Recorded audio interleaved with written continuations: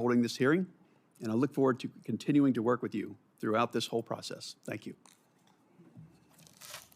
Thank you, Senator Budd. Senator Padilla.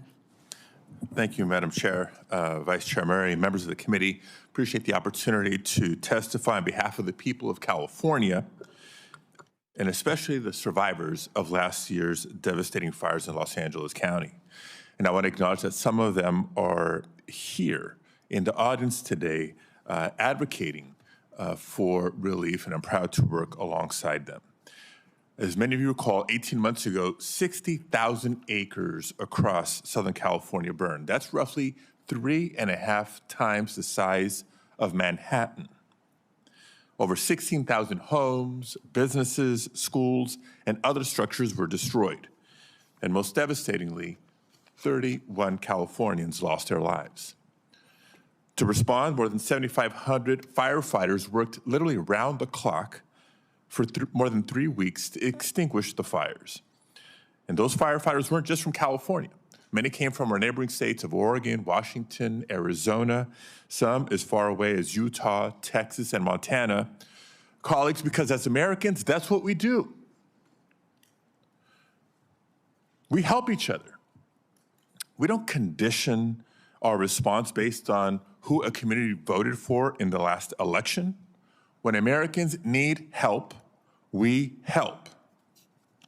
Now, walking around the Palisades and the Altadena communities during the fires and after the fires, you couldn't help but be moved by the scale of the devastation, the images of nothing standing but a chimney amongst a pile of ash. Cars literally melted into the streets or the driveways where they had been parked.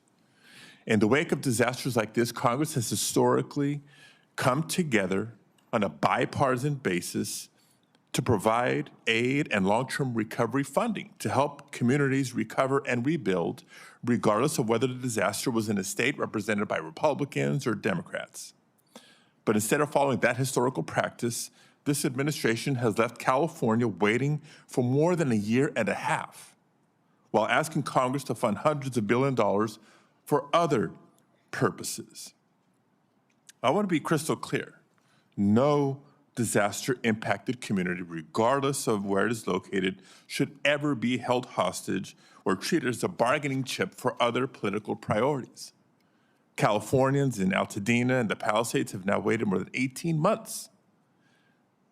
Yet long-term recovery funding is still absent from even the administration's request. Instead, it asks taxpayers to spend hundreds of billions of dollars more on a war that Congress has never authorized, a war that's raising gas prices, worsening supply chains, making our country less safe, and for which 17 service members have already paid the ultimate sacrifice, with many more seriously injured. Now, we know this committee can address disaster relief without tying it to a laundry list of unrelated priorities, because it's done so many times before, including as recently as December 2024, when the committee on a bipartisan basis passed more than $100 billion of relief. There's no reason we can't do it again. Colleagues, we must reject the premise that it is okay to keep survivors waiting for help because the president, any president, decides they need something else from Congress to get it. To that end, I do want to thank my colleagues, Senators Tillis, Schiff, and Curtis, for joining me in sending a bipartisan letter to the committee just yesterday, supporting long-term disaster recovery funding. Madam Chair, I'd like to enter this letter into the record at this time. Thank you, Senator Padilla. I'm not done. I just want to enter the letter to the record. Without objection, thank you. It will be. And I'll be wrapping up soon here. I also want to reiterate what I said earlier, that we know the next disaster is coming. Anyone who stepped outside of Washington this last weekend or across at least a dozen states saw and breathed the very impact of wildfires. And it may be Canada now, but it's going to be one of our states next. As of last week, the federal government has already spent over $3.3 billion in wildfire suppression this fiscal year, even though the peak of fire season is August and September. That's still ahead of us. That should concern the committee. We cannot allow wildfire suppression funding to run out before the end of the fiscal year. So in addition to the long-term disaster recovery funding, I urge the committee to examine the need for emergency suppression funds as well. And I would note that the Fire Fix, which has provided a steady resource for fighting wildfires, will expire in fiscal year 2027.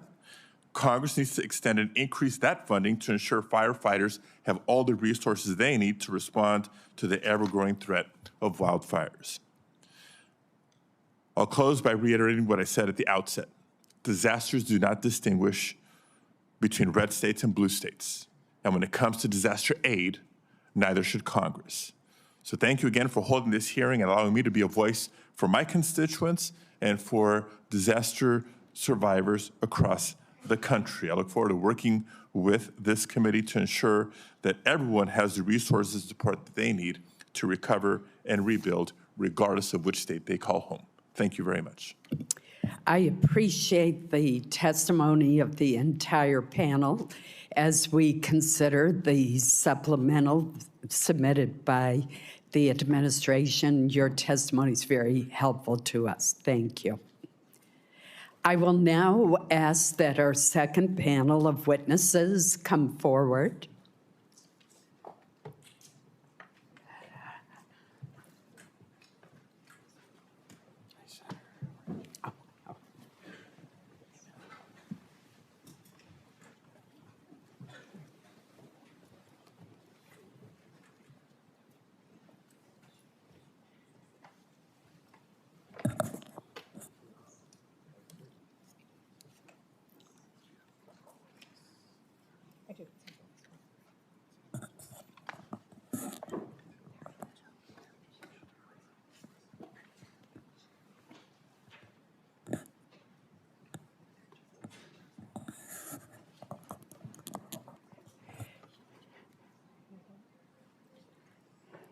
Well, leave it to our military witness to be on time.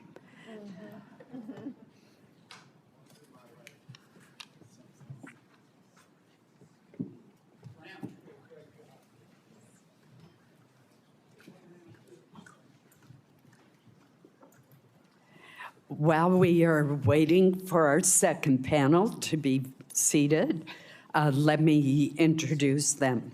We are joined today by the Secretary of War, Pete Hegseth, the Secretary of Agriculture, Brooke Rollins, and the Chairman of the Joint Chiefs of Staff, General Dan Kane. These administration officials represent the largest components of the administration's request, and we welcome them to the committee today. Secretary Hegseth, we will begin with your testimony. Please proceed. Well, Chair Collins, Vice Chair Murray, members of the Senate Committee on Appropriations, thank you for the opportunity to testify on President Trump's supplemental funding request for the Department of War. As you know, we live in a dangerous world that requires bold and swift action. Hence, this supplemental request for fiscal year 2026. This request is an urgent, necessary injection of resources to address the immediate needs of our department. The supplemental funding request is not a substitute.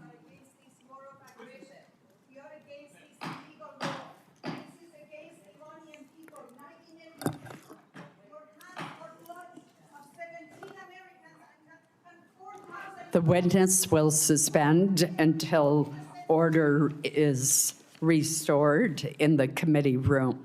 I know that individuals feel very passionately, but we must have order in the hearing room so that we can proceed. We're now going to move forward with our hearing, and Secretary Hegseth, please proceed. Thank you. The supplemental funding request is not a substitute for the President's full $1.5 trillion base budget request. $1.5 trillion.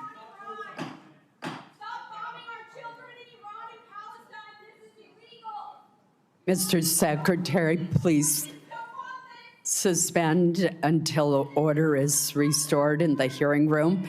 We will begin the timing clock since you've been interrupted twice.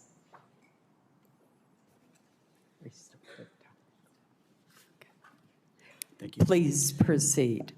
1.5 trillion is what the president seeks and what we need to defend the country. The members of this committee understand better than most that long-term strategic dominance cannot be funded through one-off supplementals. Veterans call for end to this war right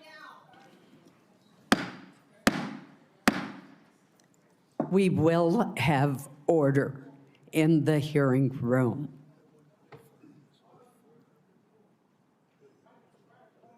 Mr. Secretary, please proceed. Collectively, the budget proposals submitted under President Trump follow a simple logic.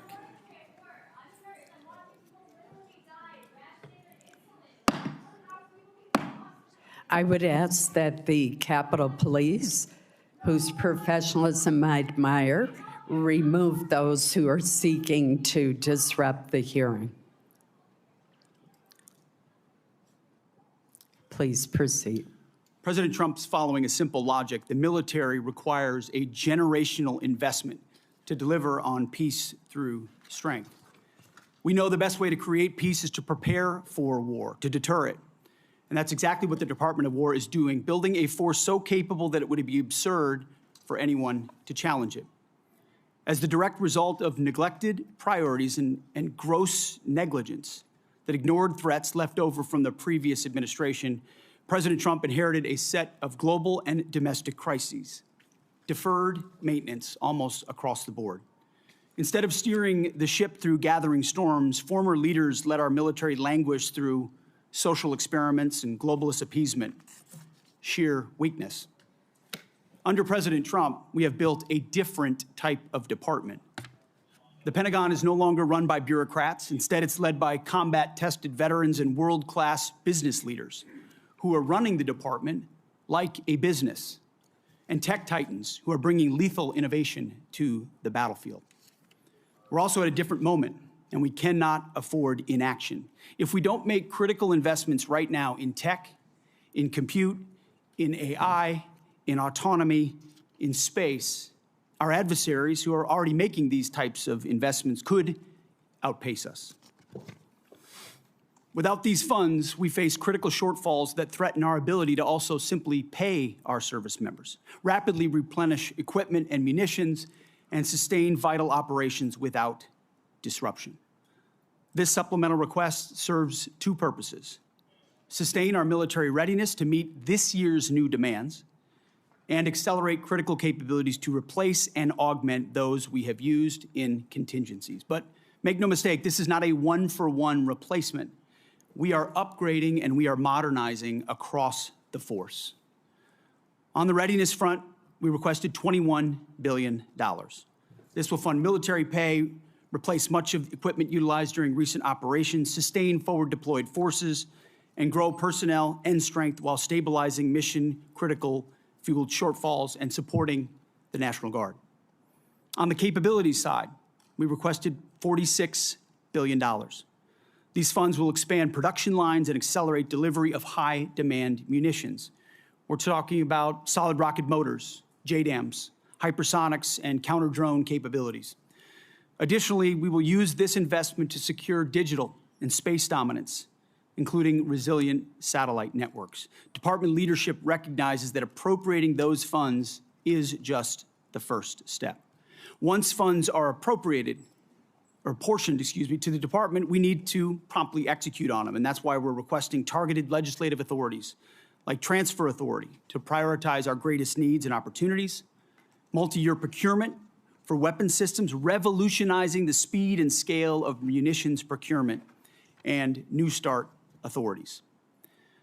Rest assured that every dollar appropriated to the Department of War will be focused on building the lethality of our joint force and reinforcing peace through strength. As I have said before, not fully funding this department, the Department of War, and we know what that means, that means $1.5 trillion, given the world that we live in and the disaster of what the Biden administration budgets gave us. Not funding this department at $1.5 trillion, I believe, is the greatest threat that our nation faces. Either we invest in our warriors at this moment of step change on the battlefield and growing threats, or this is all just talk. I look forward to working with this committee to secure those funds so that our warfighters can continue to do their work every day to keep our great republic safe. Thank you very much. Thank you, Mr. Secretary. General Kane. Chair Collins, Vice Chair Murray, distinguished members of this committee, I'm honored today to appear before you with Secretary Hegseth and Secretary Rollins to testify on the Department of War's fiscal 2026 supplemental funding request. And I'll note I fondly remember my time at USDA earlier in my career where I had the chance to serve there. I'm also joined today by my senior enlisted advisor, SEAC Dave Isom. As always, I'm deeply grateful for this committee's continued partnership and support for our common defense. I'd like to begin by expressing my deep condolences and that of the Joint Chiefs of Staff and the SEAC for the fallen from this past weekend and their families. Today, we remember First Lieutenant Tyler Feehan, Sergeant Michael Swinton, and Private Isabel Gonzalez, and note that the names of our last fallen will be released when we can. I'm humbled daily by the profound commitment of the incredible 2.8 million Americans, just like these names that I've just mentioned, who make up our joint force and serve our nation every day.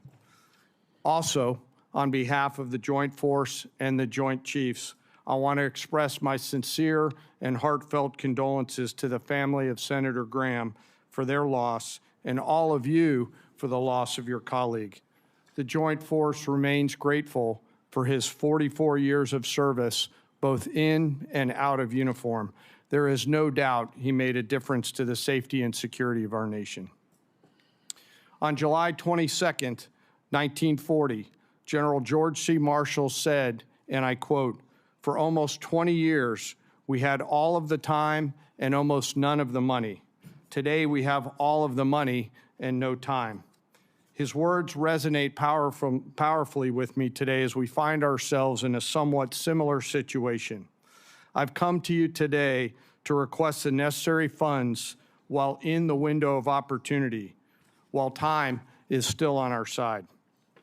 The United States of America faces a global list of military challenges in the Middle East, in Europe, in the Pacific, both nuclear and non-nuclear challenges, and the continued threat of terrorism. We find ourselves living and leading in complex and dynamic times. Our adversaries are aligning in their interests, creating simultaneous challenges across multiple domains. They are sharing intelligence, combat capabilities, and technology that is accelerating the speed of war. It is an imperative that Americans understand that the character of war is changing. Advances in technology are fundamentally and irreversibly changing the way we fight, which necessitates capital to properly arm America's military. Rapid advancements in AI, autonomous systems, deliver critical technological advantages to our national defense and simultaneously introduce unprecedented strategic vulnerabilities and uncertainty across the world, to include right here at home. The low barrier to entry created by affordable, ubiquitous, unmanned systems means our adversaries, rogue actors, state and non-state actors, and violent extremists have access to disruptive and potentially lethal technologies at scale. We've seen this in Ukraine, and we must adopt elements of this fight for our future fights. Conflict is never confined neatly to the land, sea, or air domains. The modern battlefield stretches from the seabed up to cislunar space and beyond, cyberspace, and in the information domain, all at the same time. Our nation must be prepared to fight and win across all of them, all the time, all at once. In addition, the light speed at which information travels now has compressed our leaders' decision space, taking what was once days or weeks in World War II down to milliseconds. Your joint force must be ready because the United States military is America's greatest insurance policy. And I acknowledge all of us find it difficult at times to pay for insurance before we need it. But we must have insurance before the storm comes. The Armed Forces of the United States of America serves as our nation's ultimate safeguard and our insurance policy to preserve, protect, and defend our national interests, security, and prosperity. To uphold this responsibility, we require predictable and consistent funding. This will allow us to partner effectively with our defense and national industrial bases, building on acquisition reforms that guarantee our warfighters receive capabilities at scale before they are required in conflict or combat.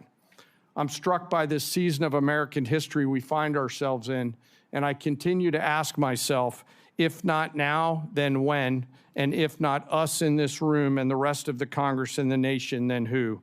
I acknowledge the environment we all serve in, but always remember that we are all Americans with deep and abiding love of our nation and our military service members and their families. I've come today to ask for your help and your support. America's armed forces need $1.5 trillion to meet the military challenges of the future.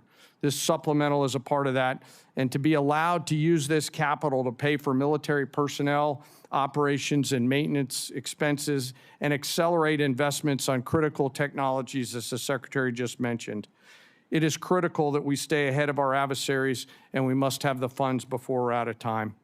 In closing, I ask all of us to remember our deployed service members around the world right now, especially our Army teammates who remain deployed after losing their friends and teammates this past weekend. And I again ask all of us here in the Senate and across the American people to never forget our fallen and their families who continue to show us what courage, tenacity, grit, and commitment to the nation looks like. Thank you very much, and I look forward to your questions. Thank you, General. Secretary Rollins. Thank you so much, Chairwoman Collins, Ranking Member Murray, and distinguished members of the committee. Thank you for the opportunity to appear before you today. Let me begin with the bottom line up front. The United States Department of Agriculture is joining today the United States Department of War in a fight for America and for American flourishing. After all, defending America's ability to feed and fuel and clothe herself is defending America, full stop. This can be easily forgotten. For centuries, we built farms and ranches and transportation that fed not only America, but the world too. For a long time, that prosperity made America strong and made America safe. But across the past 100 years, and especially across the last administration, we took that source of strength in war and peace, our farms and our ranches, and the communities that surrounded them, and we hollowed them out. We made them weak, and we put them on the precipice of decline and extinction. We sent our food production overseas. In fact, 2023 was for the first time a significant net importer of our food for America. And in so doing, we replaced American production with massive amounts of imports. We allowed and even encouraged the consolidation of agriculture, seed production, processing, fertilizer, and beyond, into massive industries at scale. Today, nearly 85% of our meat packing capacity is controlled by just 4 companies, including 2 that are foreign-owned. Additionally, our largest pork company in America is owned by a China company, or China. 4 fertilizer companies now represent 78% of the production versus just a couple of decades ago, that was in the dozens. And 2 seed companies now produce more than 50% of the seed for America. These are national security implications. When President Trump returned to office, America's farm economy faced one of the most difficult economic environments in decades. Between 2020 and 2025, the cost cost of seed rose 19%, crop protection rose 30%, fertilizer rose over 50%, fuel and oils rose nearly 33%, electricity 36%, and repair and maintenance 27%. As these costs climbed, commodity prices plummeted. Farm income fell by more than $90 billion from 2023 to 2024, representing one of the largest single-year declines in history. At the same time, producers saw not one new trade deal across the world, resulting in an unprecedented $50 billion agricultural trade deficit. American farmers deserve better, and our national security now demands it. As long as we are beholden to foreign and even hostile countries for our food and our fuel, our freedom is in jeopardy. Since my first day at USDA, we have been committed to addressing this crisis head-on. In addition to implementing the historic Working Families tax cuts, thanks to so many in this room who worked so hard, moving $40 billion in disaster and economic assistance to producers across the country, securing 19 new trade deals, and decreasing that $50 billion agricultural trade deficit in 1 year by 42%. This year, our corn exports are expected to be at a record-breaking 35%, ethanol up 11%, dairy up 15%, and tree nuts up 11%. We are making progress, but we have a ways to go. Administrator Zeldin has secured the strongest renewable fuel standard volumes in history, and the President continues to support year-round E15 for our domestic markets. We have led robust responses to animal health threats, including HPAI and the New World screwworm, and have reduced unnecessary regulatory burdens and partnered with producers to strengthen the domestic demand for American agriculture. These are lasting reforms and will change the trajectory of American agriculture for the future. The trade agreements will take time to fully execute and generate even more exports. The biofuel investments take time to increase the demand for American crops, although we're already seeing a 10% increase since just an announcement a month ago. And of course, onshoring facilities like fertilizer will continue to take some time to build out. But we are confident that the direction of American agriculture is changing for the better, but many producers continue to face economic pressure as we build that economic infrastructure out. Specialty crop growers across the Northeast, the Mid-Atlantic, the Pacific Northwest, and Florida suffered devastating freeze losses this past winter. Producers across the plains continue recovering from catastrophic wildfire and events occurring while many operations are still working to catch up financially. That is why our proposal includes $10 billion in temporary economic assistance for 2026 row crop and specialty crop producers, and also includes $1.1 billion to help producers recover from catastrophic freeze losses suffered this past winter. Congress has taken similar action over many decades, and we're so grateful for that, but including most recently 2023 and 2024 with economic aid and disaster relief aid with the hurricane seasons. I want to be 100% clear as I close. For the sake of American national security, American existence, and the American future, we must, in the long run, end this system that has grown up like a weed and strangled the American farmland and food production. Farmers want to farm for their products, not for a government check. They want to be free from dependency and free to innovate. We know what happens when they are able to do that. They build and feed the greatest republic in the history of man. But when they aren't, well, we know the danger that we are in today. But that's why this supplemental is so important. It provides a bridge and extends a hand to Americans who need it. It buys the nation the security that we need, and it buys us time to deconstruct and then reconstruct a new system, putting our farmers and ranchers first, and to restore the system that originally made America great. For our farmers, the defense of American freedom continues. They only ask to be free to fight. Thank you so much. Thank you for your testimony. We will now begin with questions for our witnesses. As you can see, we have a very full attendance of committee members today, so I would ask that all of our colleagues to please keep track of the clock and stay within the allotted 5-minute question time. With that, let me begin. Secretary Hegseth, General Kane. Members on both sides of the aisle have questions about the authorization strategy, objectives, and conduct of operations in the Middle East. Regardless of our differing views, the fact remains that there are must-pay bills and urgent requirements facing the department that affect the ability of our military to deter and defend against potential aggression worldwide.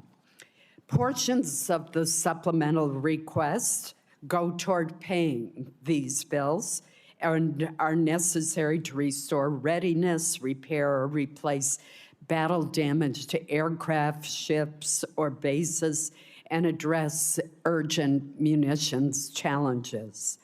I understand and am told that some military services face near-term solvency challenges. What will be the impact on our troops if additional funding is not provided?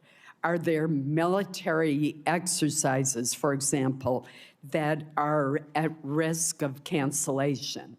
What message will we be sending to the world? Secretary Hegseth, either you or Senator or General Kane. Chairwoman, I very much appreciate that question, and it's because it's connected to the real-world realities of this budget cycle. There is training right now and training in the future that would have to be curtailed if we do not get our budget needs met and met urgently. And yes, some of that has to do with the current budget cycle and how things come together. But we are a department that for 4 years met funding shortfalls under the previous administration. It was not a priority to fund the Department of Defense under Joe Biden. It also took the munitions and a lot of there were 5 supplementals out of this committee that took munitions one for one and sent them to Ukraine and had tried to replace them with the same bureaucratic process that was too slow and didn't replace them in real time. And then there were threats that were ignored around the world. So you're looking at a lot of negligence and a lot of deferred maintenance that this department is having to catch up on. And so that's why I call this a generational investment. It truly is. This is $1.5 trillion budget with this supplemental being part of it is how we catch up and get ahead. And ensure in the process we're putting soldiers and sailors and airmen first, Marines first, Guardians, that their pay increases, that the end strength increases that have gone up because recruiting is at historic levels are fully funded. So rather than trying to play catch up and make sure we're not losing training, we should be ahead of that curve. And that's where we think $1.5 trillion can get us. Thank you. Senator Kane, I keep calling you Senator General Kane, I'm going to ask you to respond for the record because in my remaining time, I do want to ask Secretary Rollins a question. Secretary Rollins, as we heard from the previous panel, our country has many outstanding recovery needs from disasters and other weather-related events over the past 2 years. As this chart shows, and this is a chart from your department, many have unmet weather-related agricultural losses. In Maine, many of our producers are struggling amid a combination of market volatility and disaster conditions last year, which included excessive rainfall in the spring, followed by a severe drought. They need relief. Yet the administration's supplemental request does not include funding to address these recovery needs. It does have $1.1 billion to help Florida agricultural producers rebound from a severe freeze this past winter, but nothing for prior disasters in other states. Can you explain USDA's thinking behind focusing your request just on the 2026 freeze rather than on the 2025 disaster declarations that you made? Yes, Senator, thank you for that question. Obviously, the discussions that went on over at OMB and with our teams continue, but what I will say is we are obviously 100% in support of any sort of disaster relief program for our farmers, whether it's hurricane, tornado, drought, freeze, et cetera. So look forward to working with you on that and specifically understanding the larger context here that there's a lot of farmers, a lot of producers who are really hurting, not just in Florida and not just from the freeze. So it's important that we work together to solve for that. Thank you. Senator Murray. Thank you, Chair Collins. Secretary Hegseth, your department received $150 billion last year in the Republicans' Big Beautiful Bill. It also received a record $839 billion for fiscal year 2026, more money than you asked for last year.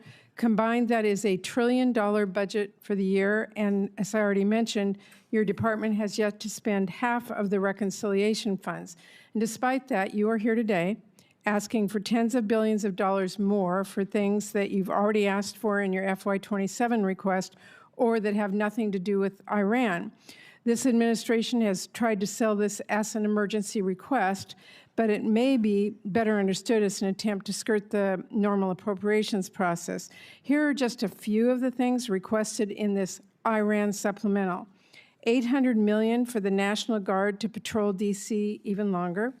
Over $1 billion for the Army to patrol the southern border, which is DHS's job. $900 million to support the administration's illegal boat strikes in the Caribbean.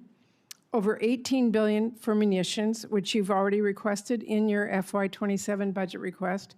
And $1.7 billion to pay for your decision to recruit more people than the services need, which was not contemplated by the FY26 funding bill Congress recently passed. Now, you've already submitted a reprogramming request on this that our subcommittee is considering now, which really underscores the point I made in my opening remarks that the problem is not a lack of money, but poor planning. So I'll be blunt. The truth is your request does not make a lot of sense.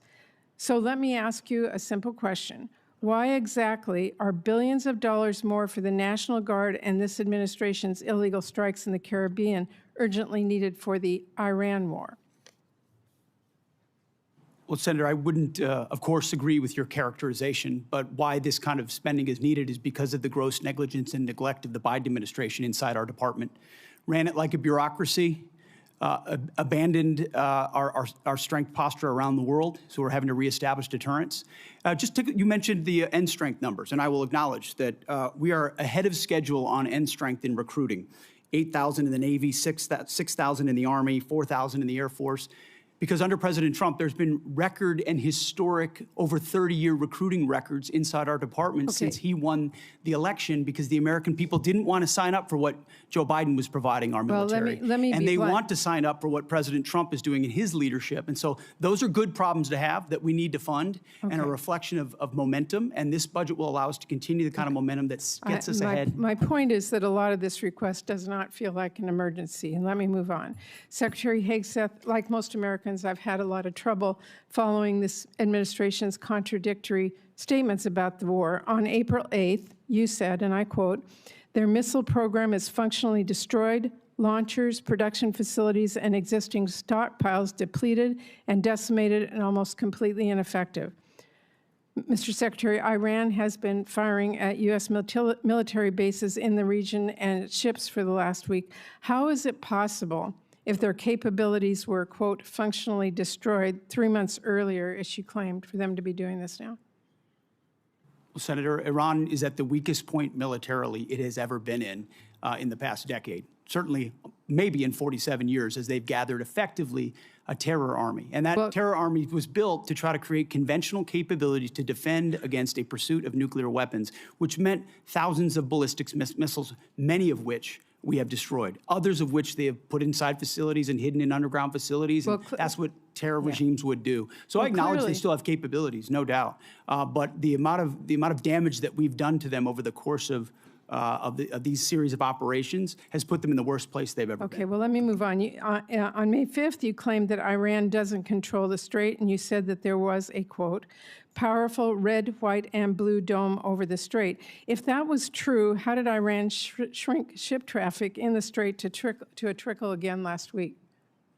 We pushed almost, I believe, between 400 and 500 million barrels of oil under the nose of Iran over the course of Project Freedom, which went underground, which I acknowledged after we did so covertly because it was more effective to do so quietly than to do so publicly. So we've been in control of moving traffic through there for quite some time. Will they but it retain the has ability to recklessly shoot at commercial shipping? And that's what happened. We had a ceasefire, and then they shot at commercial shipping Well, you recklessly also as a state. said at That's that what changed it. same press conference, and I'm going to quote you, you urged Iran to, quote, let innocent ships pass freely. These international waters belong to all nations, not to Iran to tax, toll, or control. Last week, President Trump said the U.S. would charge a 20% toll to each ship to pass through the state. So based on your opposition to tolls, did you talk to the president out of that idea, or did someone else?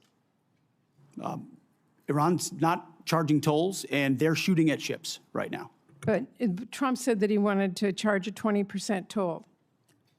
We have a blockade right now of all Iranian ships in Iranian ports, Didn't answer and the question. it's effective. My time is out. Senator Murkowski. Thank you, Madam Chairman, and thank you all for being here. Challenging times, I think we all recognize that. Secretary Hegseth, I want to ask, just specific to Iran authorization, the administration has made the case that the action in Iran falls under the President's Article 2 authorities, and we can have disagreement. Reasonable people can disagree about the boundaries of the presidential war powers, and have for a long period of time. But I look at the War Powers Resolution, and it's not ambiguous. It requires the President to terminate hostilities within 60 days absent congressional authorization. So hostilities began February 28th. May 1st, Congress was informed that hostilities had ended, but yet despite the fact that hostilities had ended, we were still seeing sailors being fired upon still activity. Then in June, an MOU is signed to preserve the ceasefire while negotiations continue. That MOU has now collapsed, and we are seeing the resumed attacks in the Straits of Hormuz. On July 10, the administration sends Congress a new war powers notification, effectively restarting the 60-day clock again. So I'm concerned about this sequence because you have a situation where the claim essentially allows the president to extinguish the war powers clock just at the moment that it becomes legally inconvenient through declaration of temporary ceasefire. Then it's reset, avoiding the congressional authorization that the Constitution requires and the war powers intends. So we had an opportunity in previous appropriations hearing for me to ask if you felt the administration had all the authority that it needed. You indicated at that time that no, additional authority was not needed. Is the administration still taking that position about needing no authorization from Congress at this time? Senator, I know there's a long-standing legal debate on this particular topic, but we certainly as a department share the position of the White House that we have all the authorities necessary at this moment. So let me just kind of do a follow-on.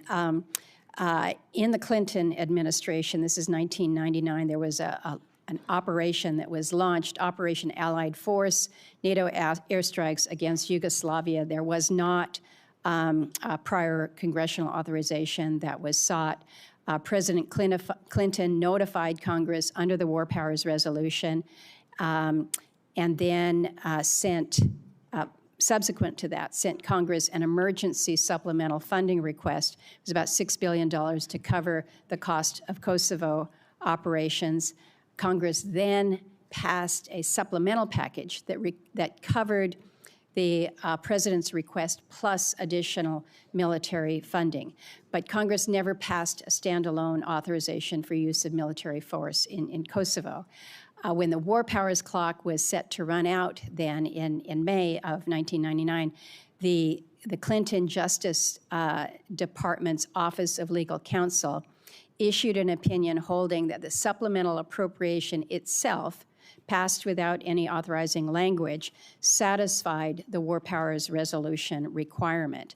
So is the department looking to that or intending to rely on that same reasoning that funding alone can substitute for explicit congressional authorization? Senator, I would have to defer to our legal department, and we'll get back to you with our views on that. But as of right now, we think standalone Article 2 authorities exist for us to conduct this operation on behalf of the defense of the American people, that the president has those authorities, and seeking this funding is important in pursuit of that and our $1.5 trillion budget. But I wouldn't connect the two without consulting with our legal folks first. In my remaining time, let me turn to you, Secretary Rollins. I appreciate that you have acknowledged that fishermen are farmers of the sea. I don't know whether you are aware whether any fishermen will be eligible for any of the supplemental funding. They too have faced many of the same challenges that our farmers have with high fuel costs, the impact from tariffs, disasters that we have seen. In the 15 seconds remaining, any help for our fishermen? Well, I remember having the conversation with you when we were going through the process, and my commitment to you and to Senator Collins and some of our others on across the aisle was that it's time for USDA to recognize our fishermen as part of our farmers of the sea. That's never happened before. We now have an office at USDA focused on fishermen. And so I think as you all move forward with the supplemental, the conversation, and obviously up to you all what that looks like, but very supportive of treating our fishermen similarly to the rest of our farmers. Thank you. Thank you, Madam Chair. Thank you. Senator Durbin. Thanks, Madam Chair. Mr. Secretary, I'd like to ask you to help me reconcile some numbers. It's my understanding that this whole supplemental funding request is $87.6 billion, and most of the funding, $67 billion, is for the Department of Defense. Yet we are told the Department of Defense still has $75 billion in unobligated funding from last year's reconciliation package. Is that true? Roughly correct numbers, yes. So you've left some change on the dresser before you prepared to come for this hearing. What's going to happen to that $75 billion? Well, that 75 is, there's plans and designs on that, part of the rebuild of our military, which had to be undertaken. And so the One Big Beautiful Bill gave us specific avenues. I'd have to get you the exact numbers of what that is left to be allocated. Does it have to do with the war in Iran? No, this is rebuilding our military from what was not funded in the past under the Biden administration. So this is from 2026, One Big Beautiful Bill, which helped move the president's priorities like Golden Dome for America, move away from all the woke priorities of what the Biden administration was pursuing, give us a chance to start cutting these deals on munitions, all the things that the president wanted us to focus on: shipbuilding, hypersonics. I mean, the Biden administration ignored hypersonics. They just decided to pretend like that technology didn't exist and we shouldn't invest in it. There are things. I don't know what Lloyd Austin did for 4 years. I really don't. Well, I'm sure the amount of neglect, the amount of stale thinking and bureaucracy was staggering when we took over. So One Big Beautiful Bill gave us a chance to get caught back up. Let me interrupt your speech for a minute, Mr. Secretary. It's my turn to ask questions. I've been listening patiently while you made your presentation. You estimated at one point that the cost of the war in Iran was $29 billion, but then added a caveat that there was a replacement of munitions, for example. Do you have a new estimate about what the war has cost us so far in the 5th month of the first year of this war in Iran? Senator, the estimate we have as of today is $37.5 billion. And is the current activity, which we've been told about, the exchange of fire back and forth in Iran, an indication that that number is going to go up in the months ahead? Some of that number captures additional O&M, mill pay, and other that would be anticipated through the fiscal year. So some of that anticipates what costs would be going out in the future as well. So the new number you've given me is what? $37.5 billion. And that represents the cost of the war through what period of time? Through now for certain aspects of it, but also mill pay, O&M, other anticipated costs through September 30th, Senator. General Kane, let me ask you a question. I joined a group of senators, some are here, Senator Rounds, Senator Coons, Senator Shaheen, and met with President Zelensky in Turkey during the NATO summit. He was very explicit in terms of what he needed to win.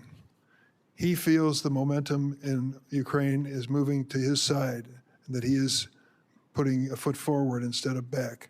Is that your feeling? Sir, I think the pressure that Ukraine is putting on Russia is substantive at this point. Do you acknowledge his request that we help them with air defenses as a high priority? Sir, I know he's made the request. Whether or not that moves forward is always a debate at our civilian leadership, but I'm aware of that request. Are you aware of the fact that we appropriated and the president signed into law $400 billion of supplemental funding for Ukraine, including money for air defenses? I am, sir. Are you also aware the administration has informed us that that money will not be available in many aspects until the next president is in office? Sir, I'm not aware of that. My that's a understanding was that capital had been allocated, but I'll have to defer to my civilian leadership. No, I'm sorry to tell you the pay plan tells us to be prepared to spend that money in fiscal year 29. The new president, whoever it may be, will make that decision. If you're talking about air defenses and the momentum on the side of Zelensky, what impact will it have if we cannot fund this for 3 years? Sir, I want to highlight that the incredible work that the Ukraine industrial base is doing as they scale their own capabilities. It ranges from their surface-to-air capabilities to their air-to-air capabilities. I'll note that recently we had the first air-to-air kill where a Ukrainian F-16 shot down a Russian fighter. So I think their ability to scale their layered defense has come along a long way over the past couple years with the help and assistance of many. General, thank you for your service to the country, and I'm sorry for our losses. I believe 17 servicemen have given their lives in Iran so far, and hundreds have been injured. We should acknowledge that fact. And let me also say, we're at a moment in history where we can win the war in Ukraine. That victory would be critically important for those people who have fought for more than 4 years against the odds and proven they can put Putin back on his heels. But instead of finding the money that they need now for air defenses, we're putting more money into this exchange with Iran, a war of choice which we never should have entered. Thank you, General. Senator Moran. Chairwoman Collins, thank you very much. Let me first begin with just a statement to you, Secretary Rollins. Thank you for your leadership. Thank you for your attention to disaster assistance.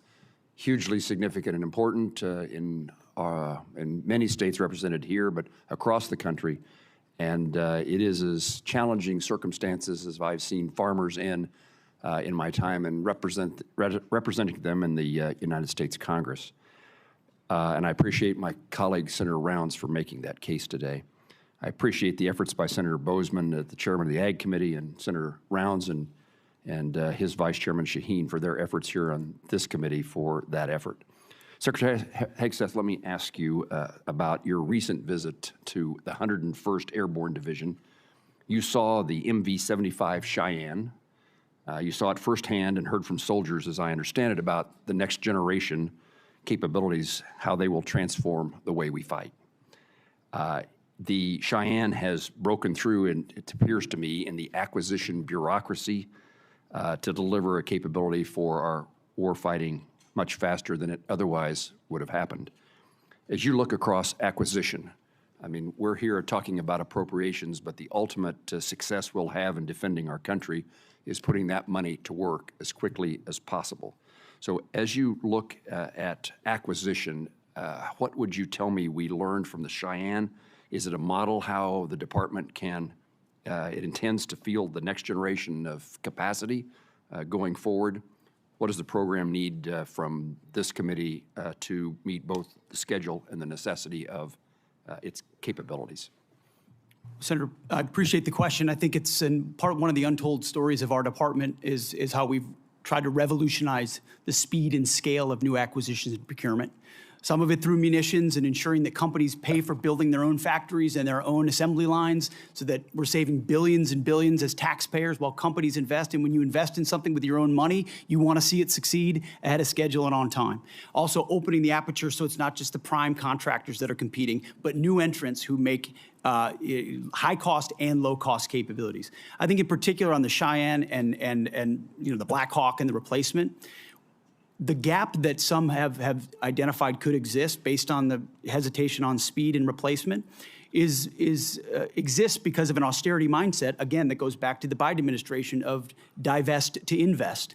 And so you end up divesting in certain systems like the Black Hawk before the next one is online, creating gaps for actual operators. And what we're funding in this supplemental and across this budget is the ability to do both. Make sure the systems we rely on the battlefield right now are delivered, and that newer entrants that we're going to need for long-range fight to deliver to be more survivable in contested environments, which you're talking about. When I had a chance to see it, the soldiers were proud to be in it because they felt like it would give them greater advantage in the future. We need to accelerate the timelines of those and deliver them even more quickly.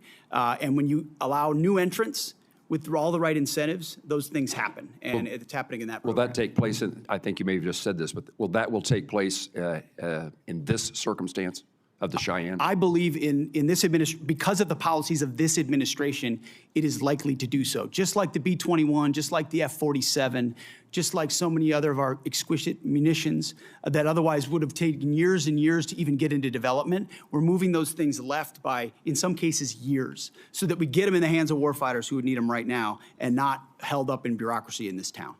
Thank you, sir. Let me turn to you, General Kane. The department is requesting a significant supplemental to address the ongoing operational demands. Our adversaries are watching how we resource this moment. Beijing, Moscow, Tehran are all increasingly coordinating their activities and intelligence. In your judgment, do you believe our adversaries view this moment as an opportunity to exploit U.S. commitments elsewhere? And how does this supplemental ensure our deterrence posture and our commitments to allies remain credible in every theater all at once? Well, sir, thanks for the question. In my job, it's to look across the globe and look at the range of trade-offs out there. We are the strongest military in the world. Our adversaries still fear America's ability to project power at the time and place of our choosing. There is no doubt that they are aligning, as I've said before.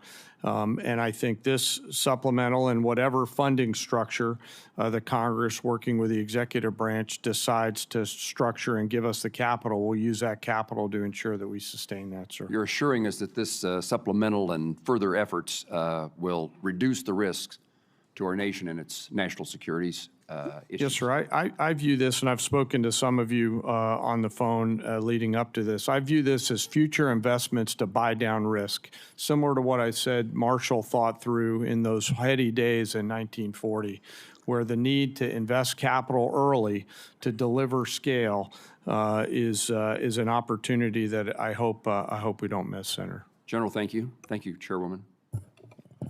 Senator Reed. Thank you, Madam Chairman. Secretary Rollins, I just want to reiterate a point that Senator Padilla made.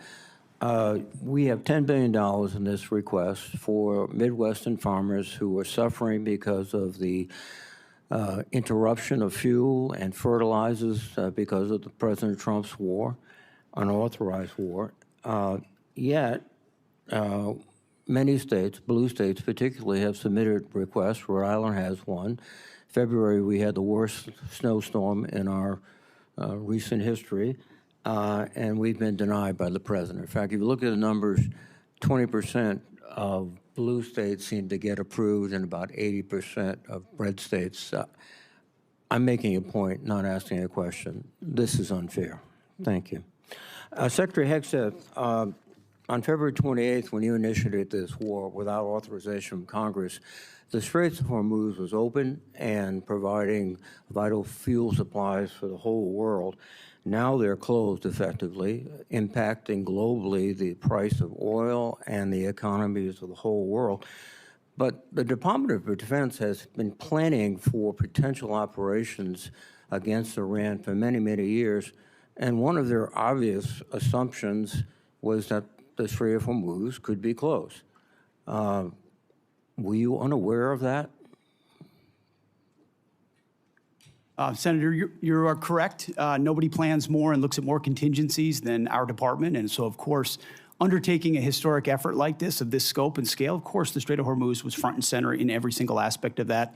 Hence why one of our key objectives to begin with was to sink the entirety of Iran's Navy, which its conventional Navy was sunk. Now, you can't get rid of every single fast boat and every single machine gun and a fast boat or every single coastal cruise missile. So we acknowledge that if the state decided to become a terror state shooting at commercial shipping, that would be an ongoing and contested part of the battle, to include their willingness to mine international water. So one side weaponized the strait, and we've been fighting back the entire time. So you were completely aware that the Strait of Hormuz could be closed, and obviously sinking their ships has not affected their ability to effectively close the straits. We had U.S. boats that surrendered to Iranian ships under the Biden administration. So their Navy was effective in expeditionary ways in the past. We're talking about a war you started, not a situation in which oil was flowing freely. There was no conflict. We weren't losing personnel as a result of Iranian actions. So your fallback to the Biden administration is just a very, very obvious excuse for what I think is probably, as you described so often, gross negligence. You did not fully inform the president that you would be in a situation where the Strait of Hormuz could be effectively closed, oil prices could surge, and effectively the Iranians could maintain their ability to strike back as they are right now. They just killed some of our servicemen last weekend. This battlefield and all the dynamics of it, of which the chairman and I are responsible for ensuring the president understands every branch and sequel of what could happen, and we did. So the fact that those contingencies all were part of the possibility, and we understood that, is all the more reason why President Trump deserves the kind of praise he should get for undertaking this effort, having the courage to ensure that crazy Islamists can't have a nuclear weapon to hold us at issue. And he's been willing to stay committed to that regardless of the challenges. Excuse me. So he should be praised. He should be praised for starting war without authority, creating a situation in which the world economy is suffering tremendously. We have to have extra money for our farmers. And we have no outcome, at least no realistic outcome in sight yet. Let me switch to General Kane. General Kane, these airstrikes have not yet deterred and defeated the Iranians. Do you think airstrikes alone will do that? So I think academically, as you look across the totality of history, air power's got limits, and we always have to be mindful of those. I think where America's area of exclusivity is when we bring the totality of the diplomatic, informational, economic, and pair that with the military, and there's a lot of that work going on, Well, the military, the next step would be escalation by ground combat. Do you anticipate that escalation? Sir, I think it'd be unhelpful for me to opine on hypotheticals. What I can tell you is we always develop an unbelievable amount of options and the associated risks, and then my main job is to always ensure that leaders understand those options and the risks. Now, if you employ ground troops to seize objectives, which I would assume would be the first stage, are you prepared for an extended guerrilla war, which would likely happen in that area? Sir, with all due respect, I think it'd be unhelpful for me to opine on hypothetical situations on whatever decisions the president may or may not take in the future. Have you advised the president that a ground combat would be very expensive in the lives of our soldiers, sailors, Marines, airmen, and also could probably lead to an extended unconventional war in that area? I don't see the Iranians sort of throwing their hands up saying, welcome to Iran. Senator, I always advise the president on a range of military options and all of the risks that are contained within that, but I have to keep my military advice to the president private, sir. Well, thank you. Thank you, sir. Senator Hoeven. Thank you, Madam Chair. Secretary Rollins, I want to thank President Trump, and I want to thank you for including farm bridge assistance in this supplemental request. I know I've worked very hard to get it included. I know you have worked very hard to get it included, and I want to thank you and your whole department for your work on it and for this vital support of our farmers and ranchers. What I want to ask you about, though, is actually crop insurance. The number one risk management tool that our farmers have is crop insurance. And the buy-up option is critically important. It covers 67 million acres, 67 million acres of farmland in this country. It was decommissioned, and we need to get it reinstated. Again, you and I both worked very hard on this. Please update me on where we are in terms of getting that buy-up option for crop insurance reinstated. We are 100% supportive of that and are moving forward to execute that buy-up option. Thank you for your leadership on that, Senator. Thank you for your support. Also, Assistant Secretary Fortas for his support. It's very impactful, very important, and will make a big difference for our farmers right now. So thank you for that. Thank you. Secretary Hegseth, are Russia and China helping Iran? And if so, how? Well, Senator, as the chairman alluded to, there's definitely adversary alignment, attempts to do so, and there are many ways that we deter that, some of which are, and the depth and extent of it ought to remain classified, and it should, but there are ways in which both of those countries are limiting at different levels, enabling some of the things Iran is doing. Yes. General Kane, would you like to add? Sir, I'd rather not opine on the specifics because that would divulge what we know, and I never want the adversary to know what I know. I just want to know it. And hopefully we'll get a chance to do that in the SCIF. Yes, sir. Happy to do that in the SCIF, sir. This relates both to the funding, but also, again, to how we achieve our objectives with Iran.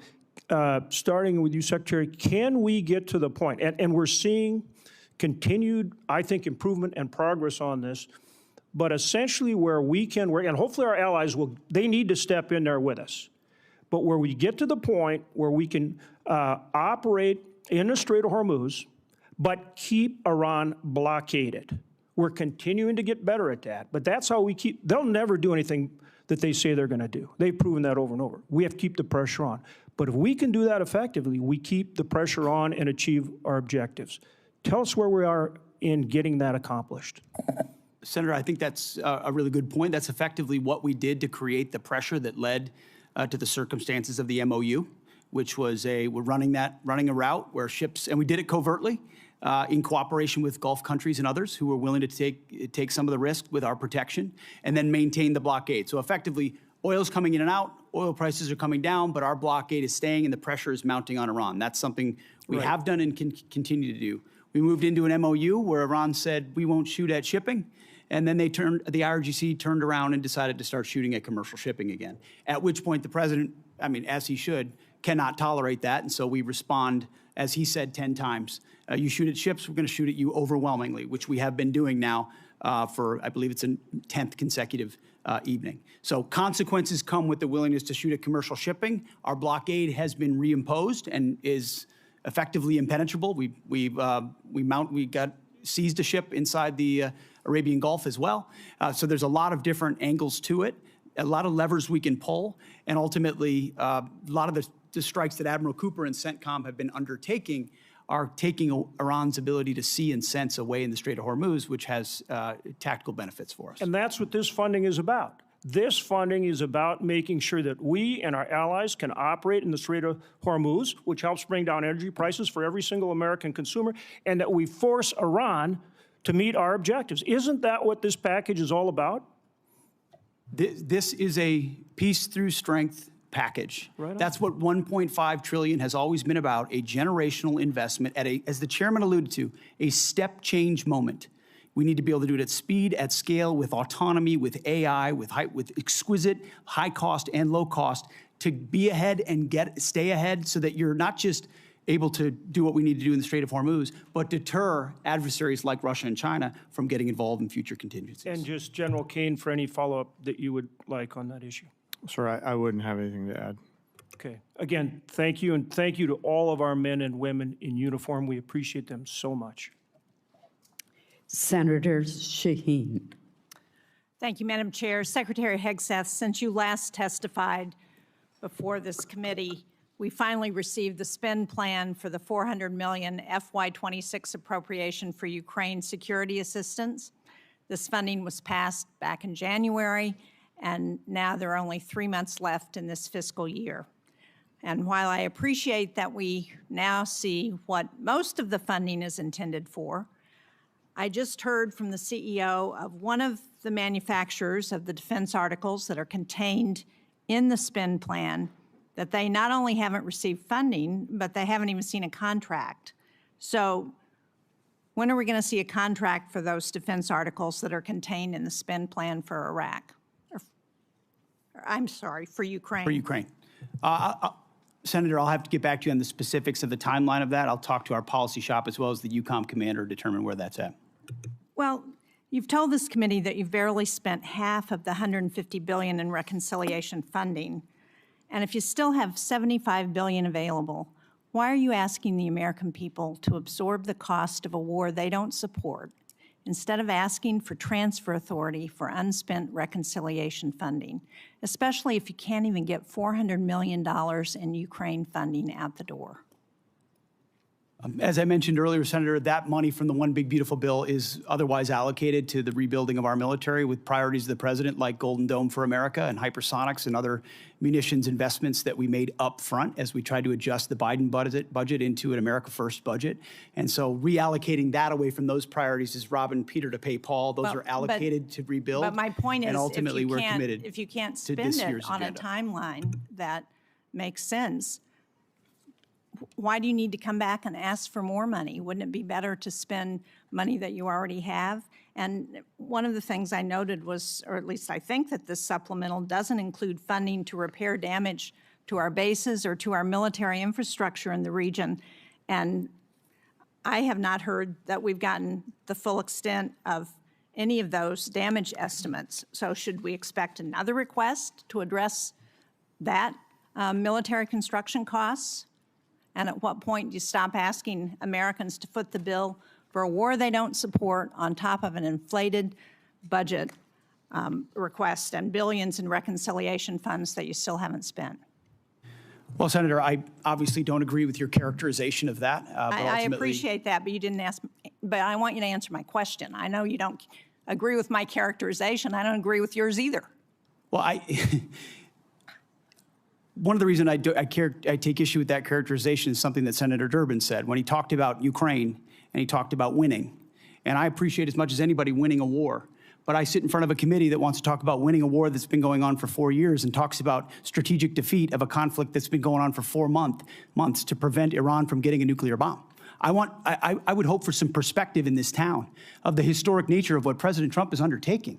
Do you want radical Islamists to have a nuclear bomb that can stare down the world? Because I have limited time. I don't understand. If you can't answer my question, then I will move on to my next question. Secretary Rollins, the timber industry has also been hard hit, as you know, by trade wars, by drought, by wildfires, by other natural disasters that are increasingly common. In New Hampshire, which is the second most heavily forested state in the nation, one of the things that we really need, as you know, because we've had this conversation, is a research program and Forest Service staffing on the ground in a variety of ways, but particularly at Bartlett Experimental Forest. These small investments in research and staffing and sound management help make the forest economies healthier and more competitive. I very much appreciate your having staff visit Bartlett last week with my staff and with staff from the governor's office. But can you commit to restoring staffing at Bartlett and to keeping the facilities there open now that you've seen the critical nature of that research? Why don't I follow up with you? I have not gotten a report from their visit, so I would like to do that first. But obviously, you and I have been in a continuing conversation about that. The good news, there's no doubt our timber industry is in distress and has been for a long time. The fact that we import 90% or something from other countries of our lumber needs is crazy. We're changing that. But the good news, we had more board feet sold last year than any time in 30 years. This year, we're going to exceed that target again. So we're making the right moves on this, but there's no doubt that research is important to that, as we've discussed. And I'll follow up with our team, and then we'll reconnect. Thank you. I appreciate that. As you pointed out, research is critical to ensuring that the timber economy continues to be successful. Thank you, Madam Chair. Senator Kennedy.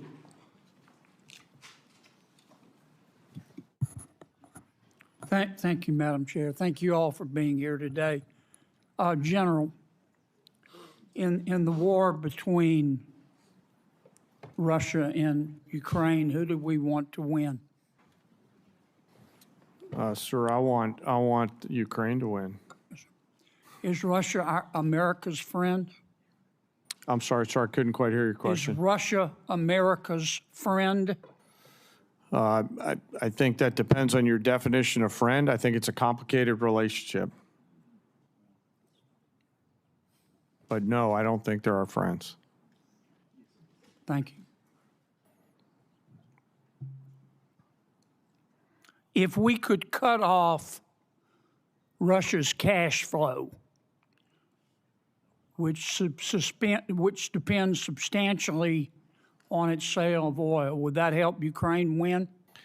So I think militarily, anytime you can restrict resources and cash flows against an adversary, General, I that's a have good so thing. much respect for you. Yes, sir. But I have so little time. Yes, sir. I'll try to be Just briefer. Give me succinct answers. Yes, sir.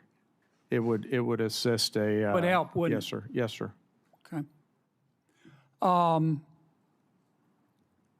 If we could stop people, entities, and countries from buying Russia's oil, that would help cut off its cash flow, wouldn't it? Yes, sir. We have a bill to do that, as I'm sure you're aware. We have the votes today to pass it overwhelmingly.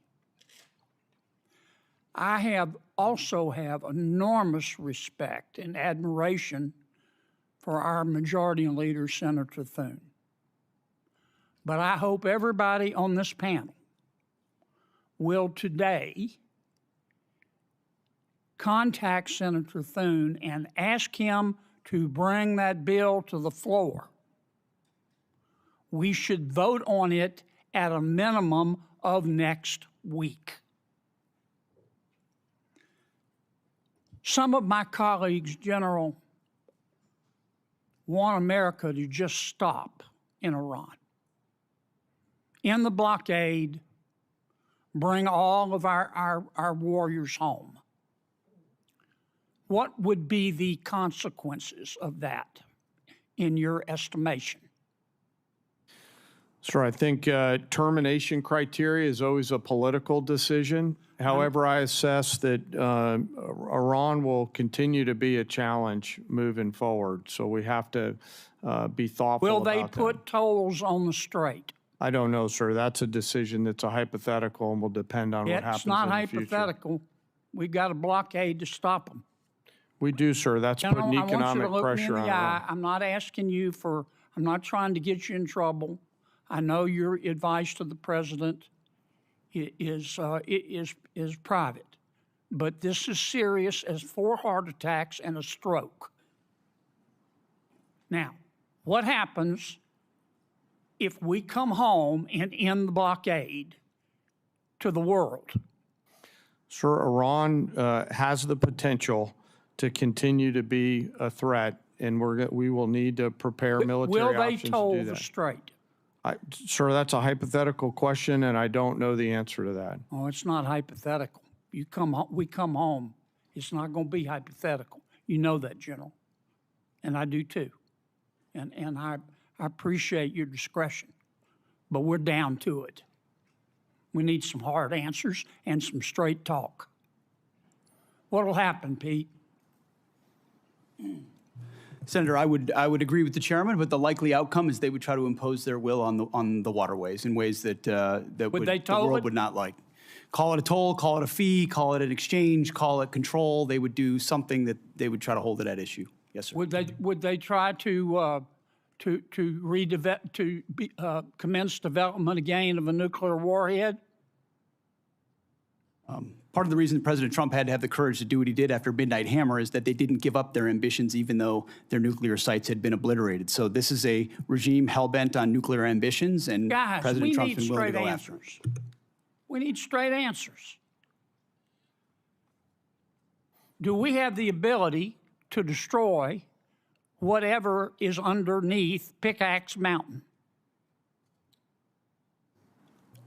Senator, a lot of our capabilities are classified, but if anybody in the world can reach anything on God's green earth, it's the United States military, the most powerful military in the world. It's all about options and trade-offs. All right. I'm going to take a little extra time because others got it, Madam Chair. I won't abuse it. Secretary, are shrimpers farmers? Absolutely, yes. There are farmers of the sea. Are oyster harvesters farmers? Yes. In this USDA, They yes. having to compete with other countries who grow oysters and shrimp in a ditch and shoot them full of antibiotics? 100% yes. And if you eat too much of that foreign shrimp and oysters, you'll grow an extra ear, won't you? I'm not sure about that, but I know it is not good. And I also know we import 90% of our shrimp. Why aren't we inspecting the shrimp and the oysters from abroad? Well, it goes much larger than that. Why are we importing so much from abroad, which goes to the president's trade agenda? I'm in big trouble. Yes, you are. Guys, look, we need straight answers now. We're down to it. Senator Merkley. Thank you, Madam Chair, and Secretary Rollins. I appreciate your partnership on addressing several issues in Oregon, and I sent you information about a couple others, and you responded. Appreciate it. We'll follow up on the research service. We'll follow up on the concern about in-kind contributions serving as a match. But I particularly need your help on the fire funding. And I know you've indicated how important that is. Where we stand now is that the Senate seems hamstrung, that they're seeking to have OMB give them a number on that. Various sources say the number is probably about $5 billion. I don't really care if it's 4.5 or 5 or 5.5. The point is that folks here, senators, are asking for a number from OMB in order to go forward. And when we're looking at the fires right now, in my home state's the epicenter of the highest risk in the country. So can we get your help to get that number and move this process? Yes, absolutely. It is of paramount importance, especially in the middle of fire season right now. Thank you so much. Thank you. And Chairman Kane, I think there was a sense that the President expressed at the start of the war that the U.S. military power was overwhelming and would likely produce unconditional surrender quickly by Iran. And that obviously hasn't happened. Was it your opinion as well? Did you feel like our military force could produce an unconditional surrender in quick order?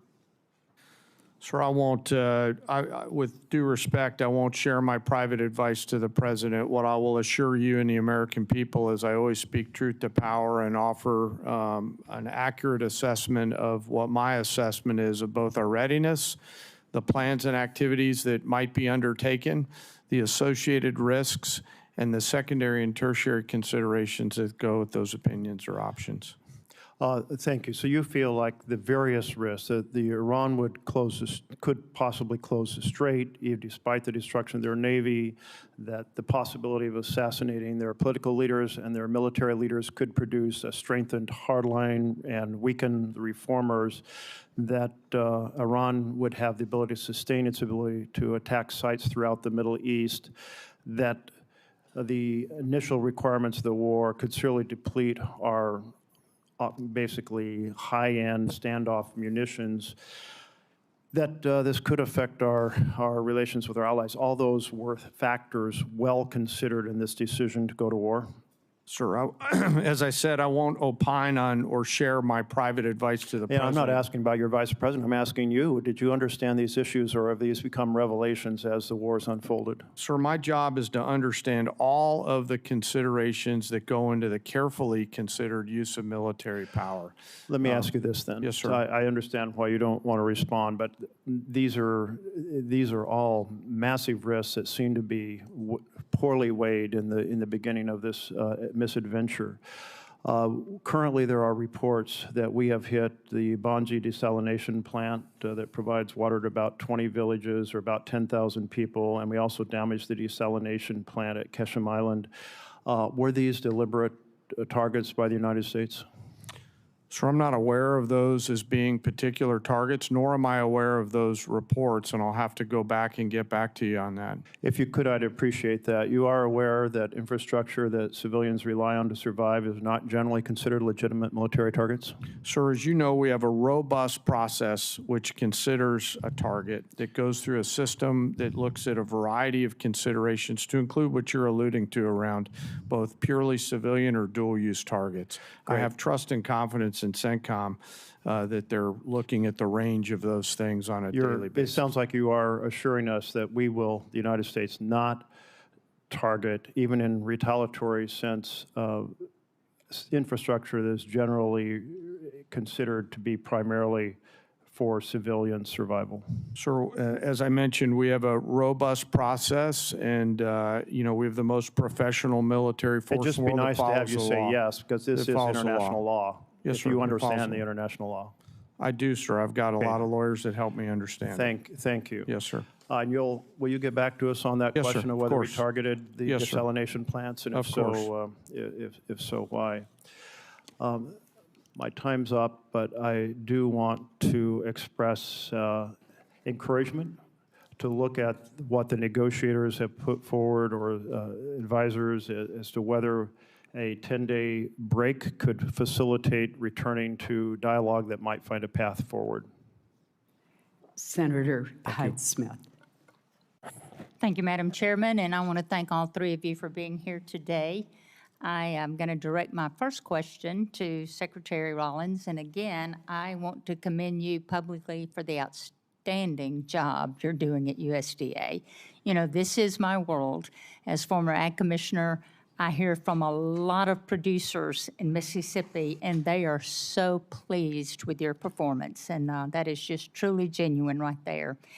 But I'm pleased to see the administration's supplemental request as for ag producers, because before I comment on that, I just want the entire committee and administration to take note of the tremendous timber losses as well in places like Mississippi due to winter storms and the tornadoes we've had there.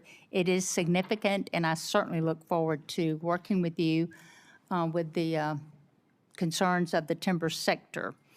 Regarding this supplemental, you know, our row crop producers, as you've mentioned in your opening remarks, they are truly in a serious situation.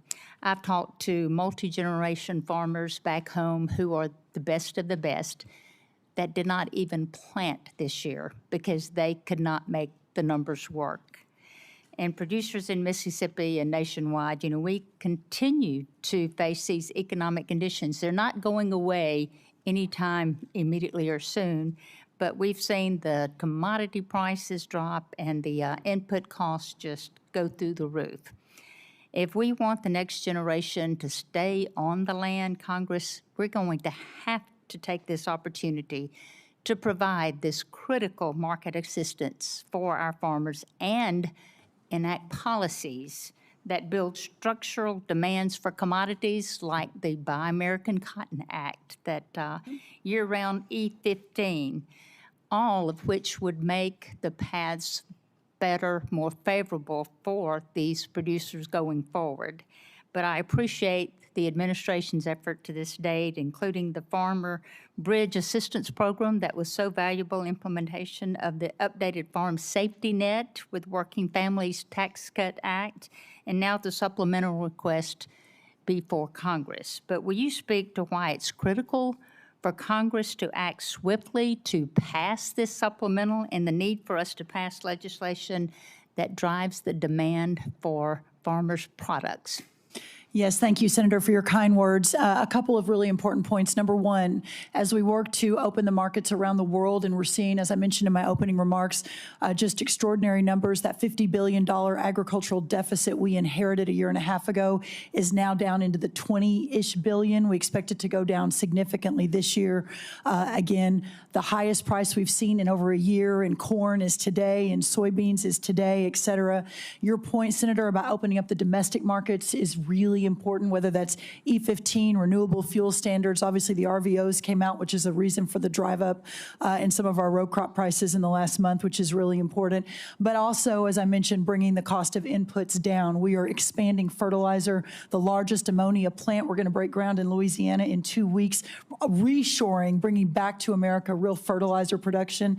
And then also the long term, we got to figure out how we are doing these supplementals and these bridge payments, which we have to do for these farmers to survive. But what we're seeing is just survival. And we're seeing a lot of the input companies, equipment, seed, fertilizer, make record profit. So we've got to be able to dig into that as well. But as of today, ensuring that we can keep these farmers farming while we're opening the markets, while we're bringing down the cost of inputs, is paramount for a secure America. And that's why this is so important today. Thank you very much for that. And Secretary Hegseth, thank you for being here and the amazing job that you're doing. I have the utmost respect for you, your team, and what you're accomplishing. But I as well am committed to ensuring that our warfighters have all the tools necessary to accomplish the mission in Iran and whatever else that they need to defend our nation's interest. The supplemental request is in line with that goal. And I'd like to shift my conversation right now quickly to shipbuilding, which is extremely important to the state of Mississippi and our country's ability to protect itself. The President's FY 2027 budget requests funding for one DDG 51, while Navy leaders have said their goal remains to build 2 destroyers a year. And at the same time, the department is exploring options for using allied shipyards and overseas fabrication in future naval construction, which raises questions about the long-term role of the American naval industrial base or shifting work away from domestic shipbuilders. Shipyards like Ingalls in Mississippi, which I would love to invite you down to there. It is amazing, and the thousands of suppliers and small businesses they support, they need the confidence that the work will be there so they can invest in new facilities, hire and train skilled workers, and expand capacity that we will need in the future.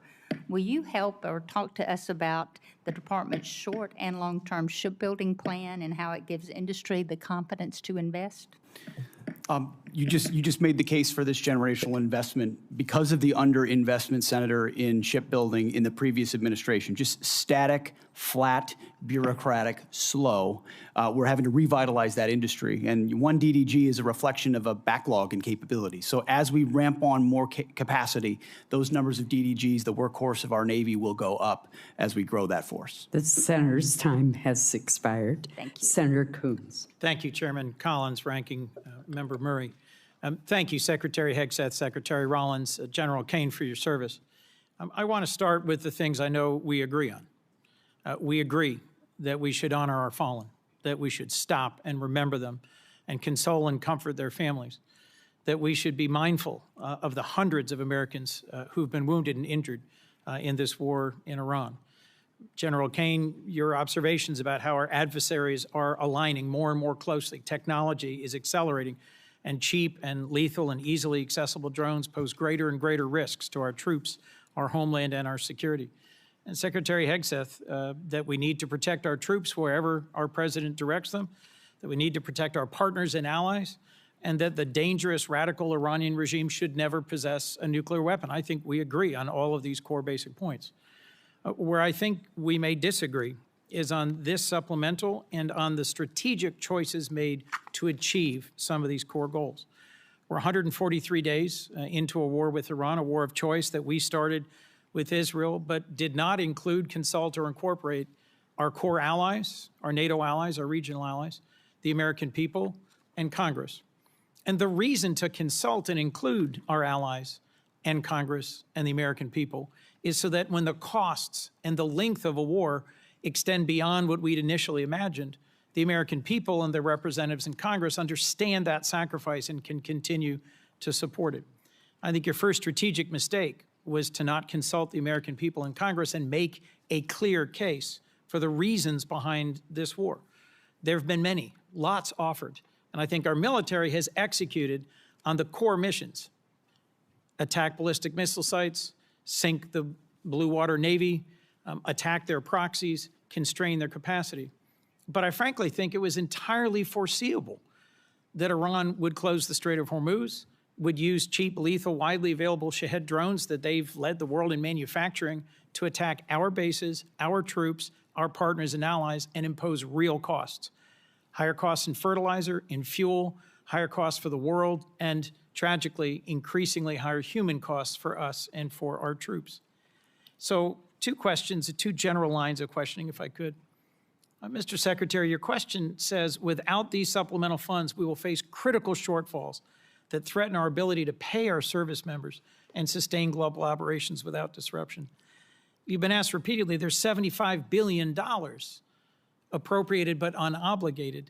Can we really not avoid critical short-term shortfalls? What does that mean about the budget management within the department in terms of unexpected and unbudgeted wars? First, Operation Southern Spear, and then Operation Epic Fury.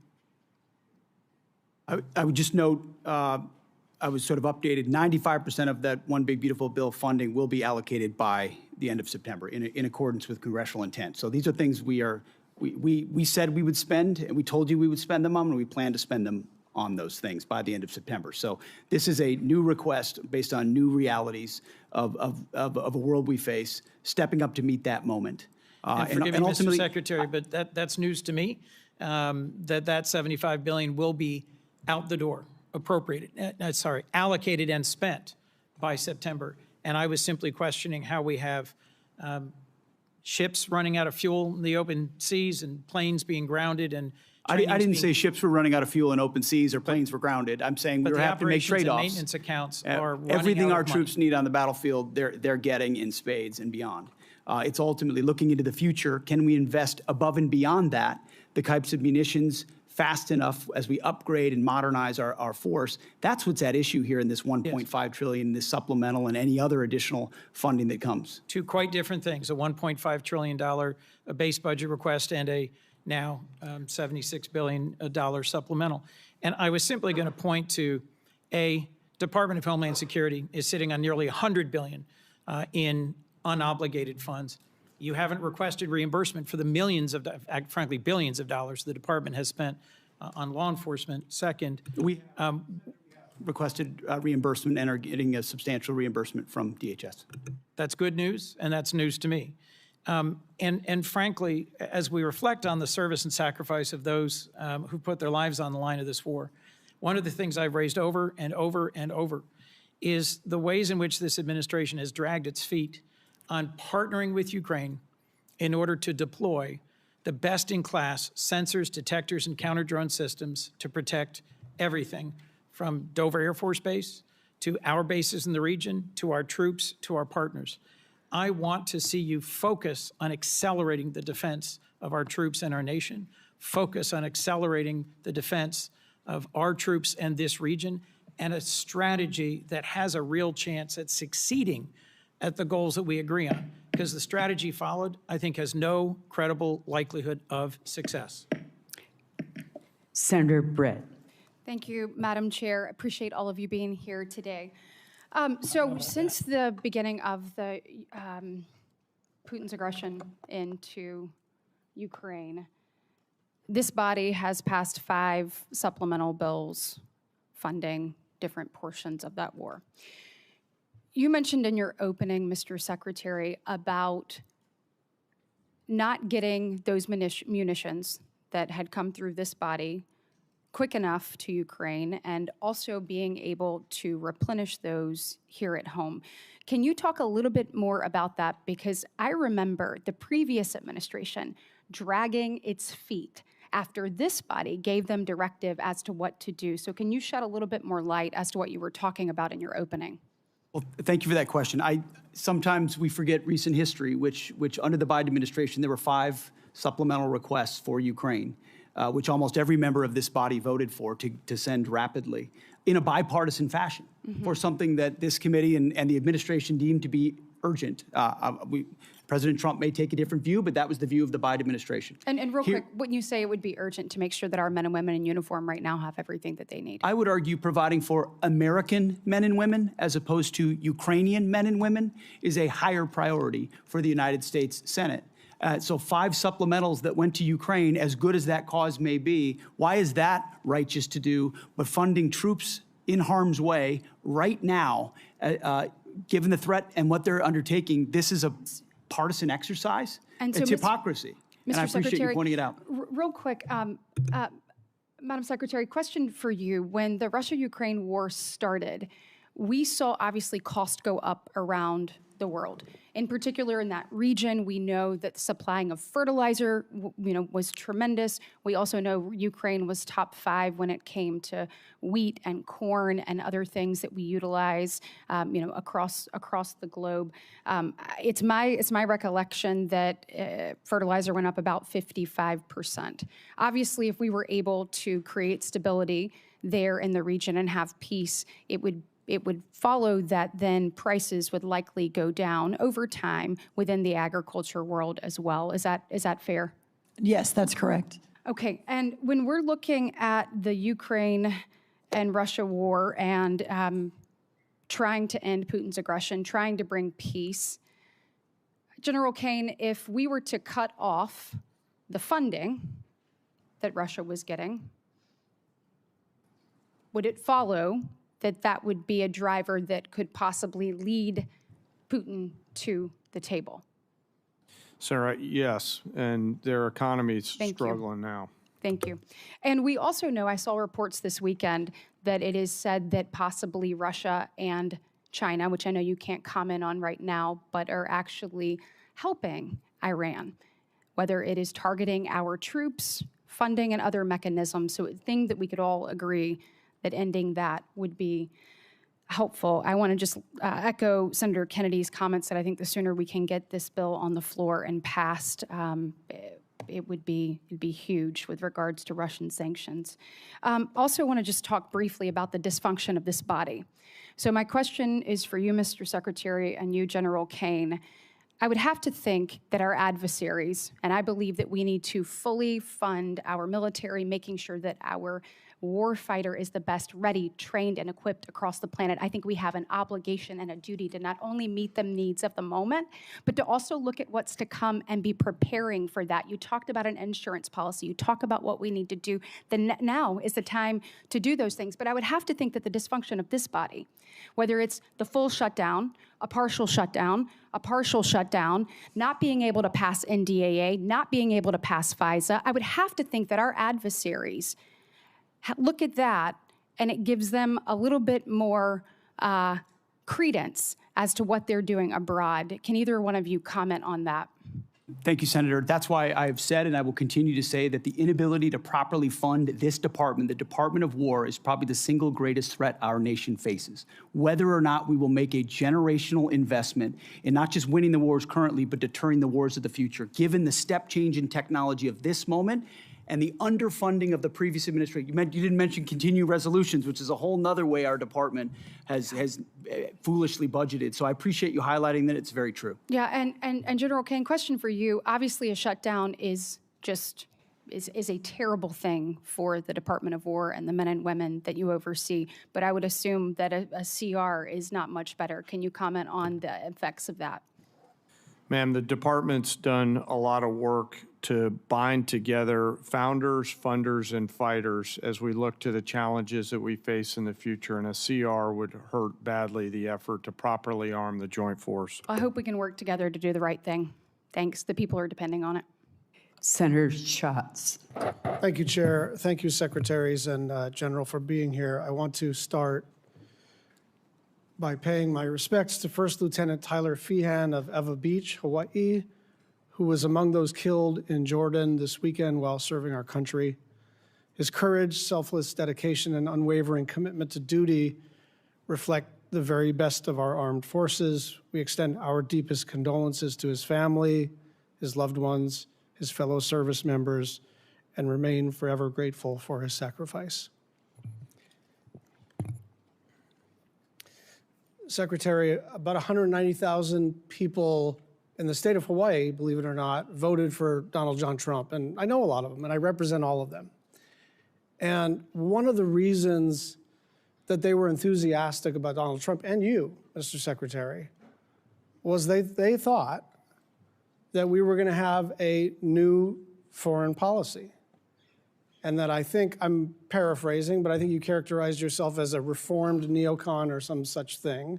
And people were pretty thrilled about the idea that we were going to, that America First in their mind meant that we were going to not do this kind of adventurism. And so I don't want you to answer me, I want you to answer them.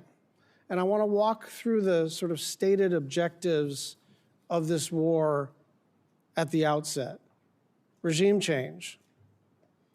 We now have a younger and more radical regime. Depleting, eliminating their conventional missile capability. It's true that we've depleted their conventional missile capability. It's also true that anything the Department of War sets out to do, it usually succeeds at. So the question is not, do we kick ass? It's when do we decide to use kinetic engagement to extend our power across the globe.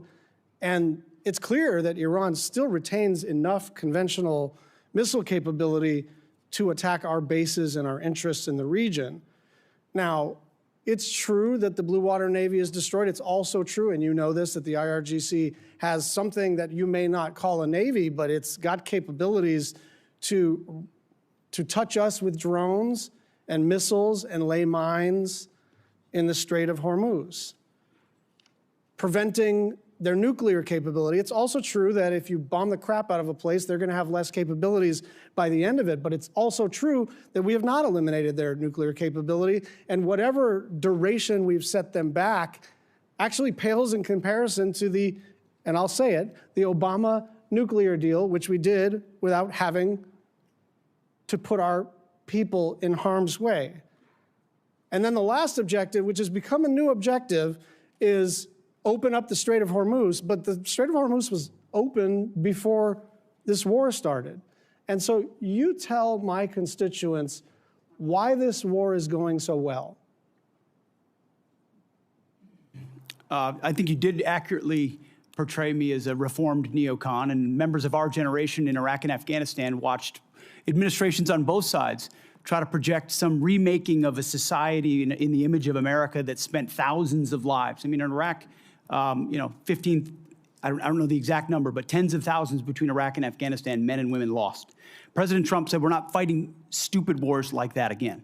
And he hasn't. That's why we haven't been trying to remake Iranian society, but simply in a realist, America First way, ensure they never have a path to a nuclear bomb, full stop. And he has said as a candidate, and he said as a private citizen, Iran can never have a nuclear weapon because radical Islamists with nuclear weapon will wield it over our head in perpetuity. Secretary, so President Trump ran on fighting wars differently, and we're doing so overwhelmingly.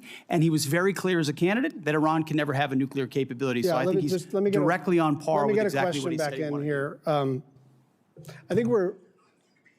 I think we're understanding the limits of air power here,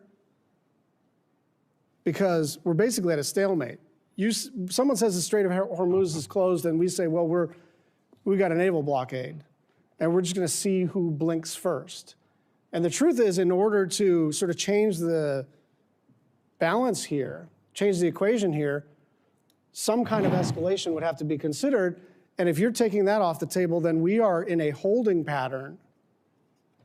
And I go back to the original 5 objectives, and none of them have been met. Some of them have changed, but none of them have been met.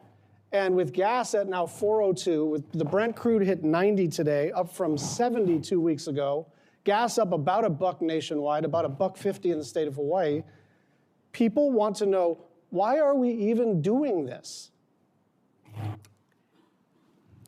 Senator Fisher. Go ahead. Thank you, Madam Chair. Secretary Hegseth, I appreciated your perspective on the focus on the 4-year war in comparison to a 4-month war with a nuclear adversary. And I thought it was very well said. Thank you. If we want to support Ukraine going forward, I think the best way to do that is to dramatically increase munition production. And we need more interceptors. We have to be able to move forward. So do our allies and our friends. And let me emphasize that this supplemental does that. This is what we're talking about here today. It's one of the things that we're talking about. As a member of the Armed Services Committee, one of my priorities for over 5 years now has been on munition production. General Kane, what happens if Congress doesn't fund this $21 billion request for additional munitions? Well, ma'am, there's been a lot of work done by the department to partner with the private sector. I'll acknowledge some of the efforts that the private sector is doing to utilize their own capital to facilitate factories. If we don't, as a team, figure out how to properly fund the department, then we're not going to get the munitions, and there's going to be a lack of shared risk between the federal government and the private sector. And I think we're at a point in time in our history where we need to partner. We need to find an ability to share risk. We need to be better sellers and buyers on both sides in order to make sure that the young all-volunteer force has the weapons that they need before they are asked to go do something. What you're saying is we need to be prepared as a country. Yes, ma'am, and I hope, as I said in my opening statement, that we will find a way to make sure that we seize this moment in this time in history to ensure that we've got the right mix of munitions, high, low scale, autonomous. What's your plan B if the supplemental doesn't pass? What's plan B? Ma'am, we will always figure things out. We will always have contingencies. We will always determine a way to create multiple simultaneous dilemmas for adversaries around the world in order to create time for us to do the work that the Congress and the department needs to do together. As you've heard me say a number of times in our posture hearings on armed services and also in classified briefings, we don't have a lot of time, do we, sir? No, ma'am. That's why I said, if not now, then when? And if not us, then who? And I truly believe we're at one of those moments in history where we have a choice to make, just given what I see on the next couple ridge lines. And I encourage us to move forward. Thank you. Mr. Secretary, how would this request scale munitions production and be able to accelerate our delivery times? In the past, previous administrations would sort of send the same amount of dollars into trying to encourage companies to build another factory and add an additional shift. What this munition request does is fulfills deals that our department have cut with these companies. First, multi-year procurement, where these companies that make SM-3s or Patriots or THAADs or Tomahawks. It was a priority for our NDAA a couple years ago. Absolutely. When we put that and you in. have provided that authority, multi-year procurement.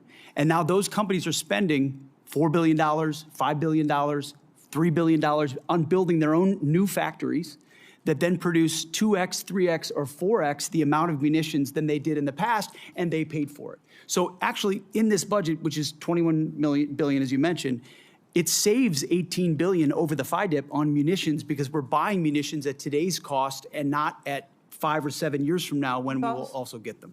I hate to interrupt, but we're running out of time. We also have the request includes $4.1 billion for our space-based capabilities, and that includes the AMTI and our space data network capabilities. And these really underpin the long-range kill chains and allow our warfighters to detect and also then to track the airborne threats.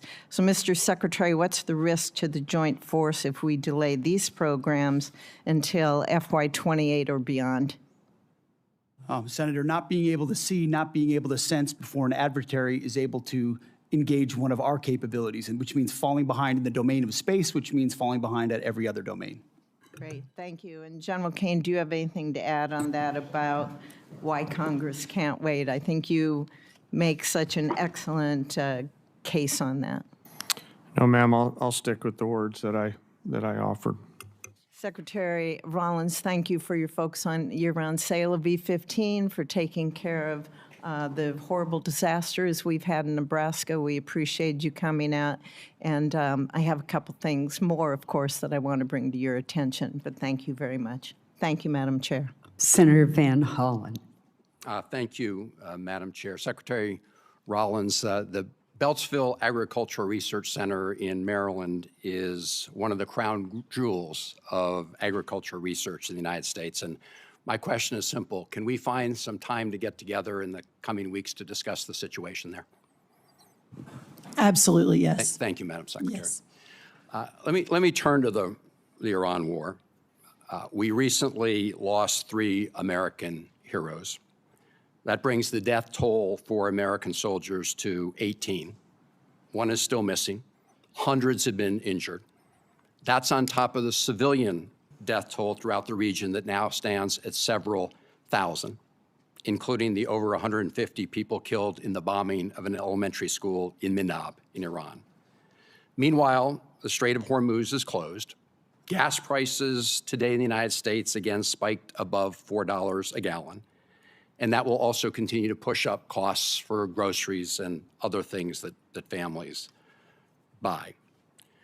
Secretary Hegseth, you said in your opening statement the best way to ensure peace is to prepare for war, and I agree with you about deterrence. I would also submit that the best way to ensure peace is not to start wars, because wars are a lot easier to start than they are to end. General Kane, I heard your testimony saying Iran will continue to be a challenge. And I think it's pretty clear that that is, in fact, the case. And General, in order for you to develop a military strategy to accomplish a particular objective, you obviously need to know what those objectives are, right? Yes, sir. It all starts with what is the political objective, and from that we derive military objectives that support whatever that end state. And as you say, that is a political objective. Yes, sir. So, Mr. Secretary, you've talked a lot about winning. You've talked about winning in your testimony today. You've talked about winning throughout the Iran war, and we all like winning. But I think the American people deserve a definition of what it means to win in Iran, because this war has dragged out for a lot longer than certainly the President of the United States indicated. Indeed, the President said on March 24th, and I'm quoting, "We've won this war. This war has been won." Do you know what the President meant by that back in March? Well, Senator, I would just note that militarily, I mean, Iran has been completely overmatched and crushed from the beginning, militarily. Their capabilities are nowhere near ours.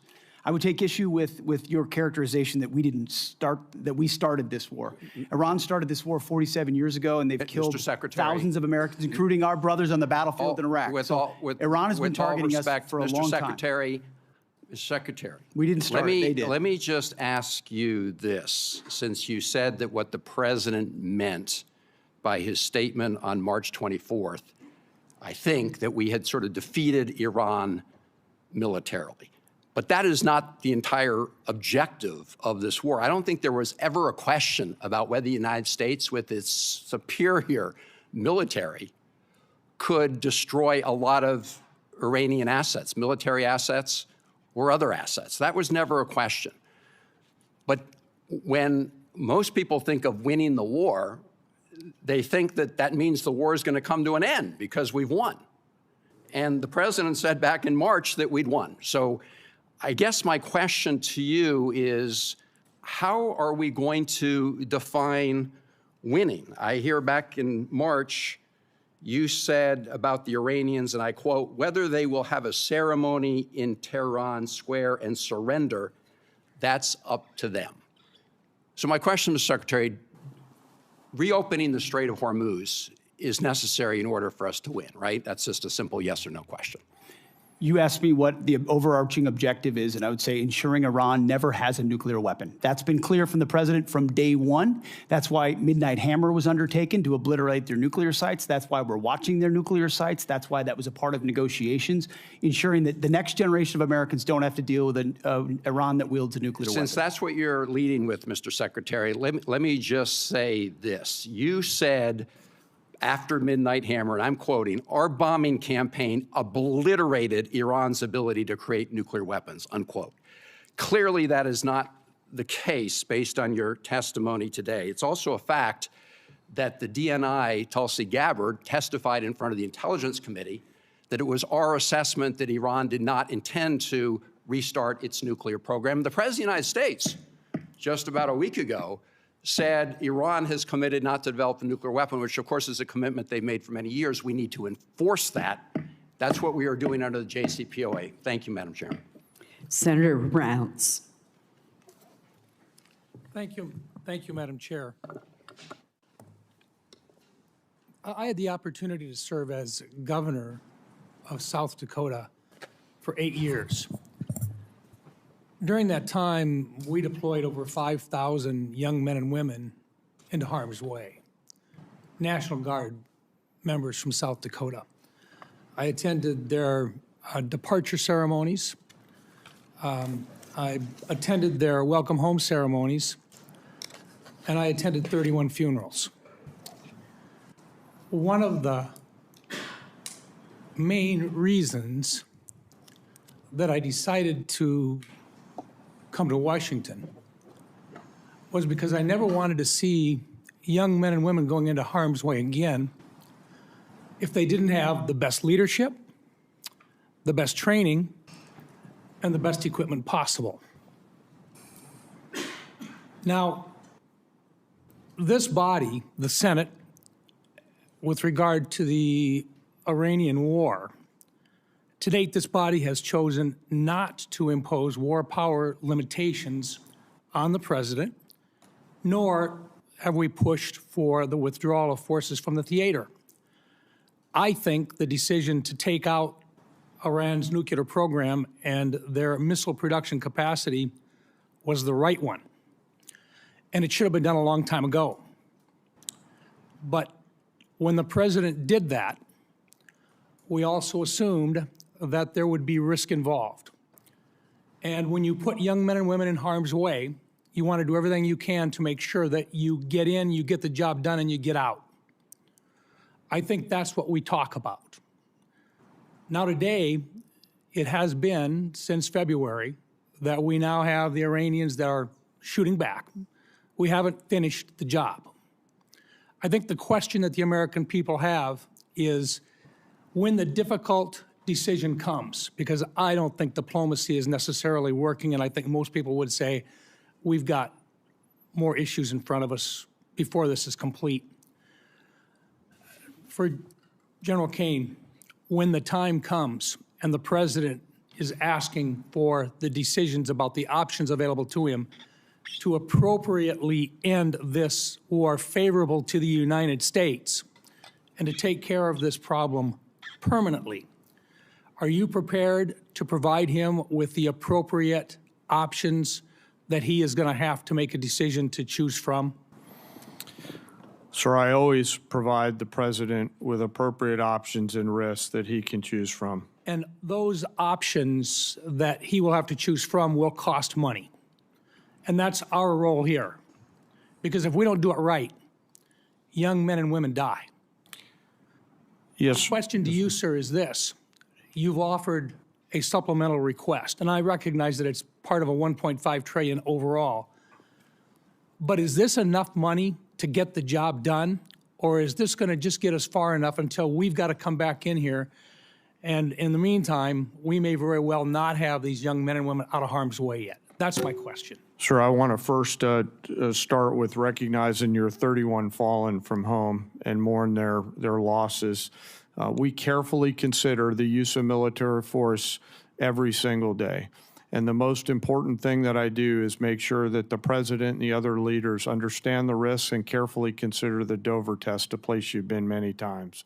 And that is, are we willing to go to Dover, as we will tomorrow, to bring back the fallen? I can't answer the question on what it will cost because the enemy has a vote. What I'll commit to you as this plays out, we'll make sure that the Congress is informed. But because I'm not quite sure how this is going to play out yet, it would be unwise for me to comment on what a future cost may or may not be, depending on what they choose. Then, General, you will provide a plan to Congress at whatever the appropriate classification level is on what resources are required to execute what the president's intent will be to successfully end this conflict. Sir, I will always make sure that, as we have, that we're moving data as appropriate to Congress. Yes, sir. Okay. Let me come back in just in terms of follow-up on this a little bit. Some have criticized Operation Epic Fury for expending many of our munition stockpiles. Were our munitions, the inventories of those munitions, and the capacity of our munitions industrial base sufficient for great power competition with near-peer adversaries like China prior to Operation Epic Fury? Secretary Hegseth? Senator, as I laid out, because of the previous administration, funding shortfalls, munitions transferred to Ukraine and not replaced, and then ignoring threats, it built a lot of risk that requires this kind of investment. So you'd look at the $67 billion alongside the remainder for 1.5. That's the kind of generational investment that not just matches peer adversaries, but far surpasses them, which I think is your expectation, having been to those ceremonies, which is mine, having been to them and going to them, is that we give everything possible to the warfighter that they deserve. Senator Heinrich. Thank you, Madam Chair. Thank you. Thank you, Madam Chair. General Kane, our military is the best in the world, and so I don't think any of us should be surprised with the technical execution of its attacks on the Iranian regime's forces. They've been flawless. What I don't want us to confuse is flawless technical execution with long-term strategic success. And I think one objective that is relatively modest, because it puts us back to where we were when we started this, but nonetheless is incredibly important as a critical objective, is that I want to see the strait open again, and I want to see it open where shippers can transit that strait without being extorted by Iran. And I would love to see that before our commercial and other oil reserves are exhausted because of the impacts that that will then have on the pocketbooks of American families. Is that a reasonable objective, and is it one that you share? Sir, I'll defer on the military objectives to the political leaders who set them. What I can tell you is U.S. Central Command is working hard to ensure that Iran cannot terrorize the southern flank down there, and they're doing so every single day and night. And you and the rest of the Senate would be proud of the actions and activities for the forces that are down there. The character of war is changing, though, like I said in my opening statement. And so there's a variety of mixed munitions that are down there coming at the commercial traffic. But I would like to be clear and unambiguous with you and the rest of the Senate and the Iranian forces. They have a choice to make, and they should knock it off. I have no doubt I would be incredibly proud of the actions of our service members in this conflict. And I hope we can achieve that kind of strategic objection on the timeline that obviously avoids the worst impacts of the limitations of commercial oil supplies right now.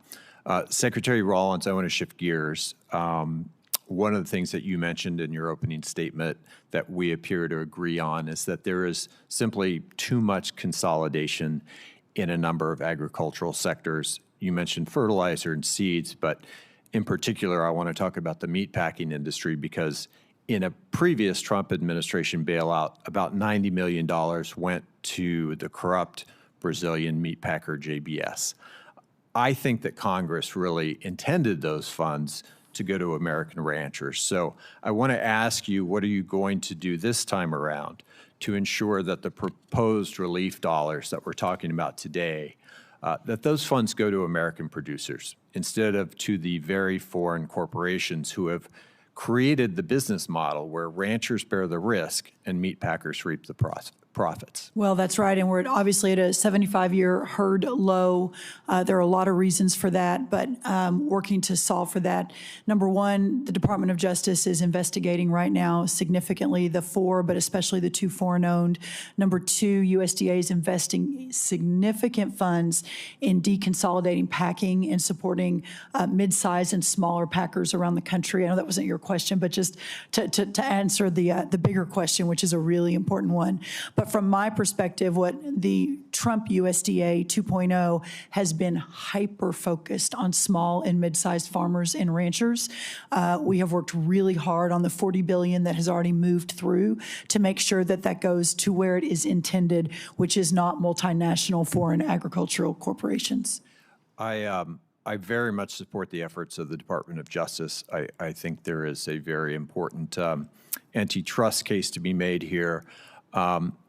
At the same time, I've watched as your department has rescinded 3 important rules that were put in place to protect farmers and ranchers from unfair practices by the large meat packers.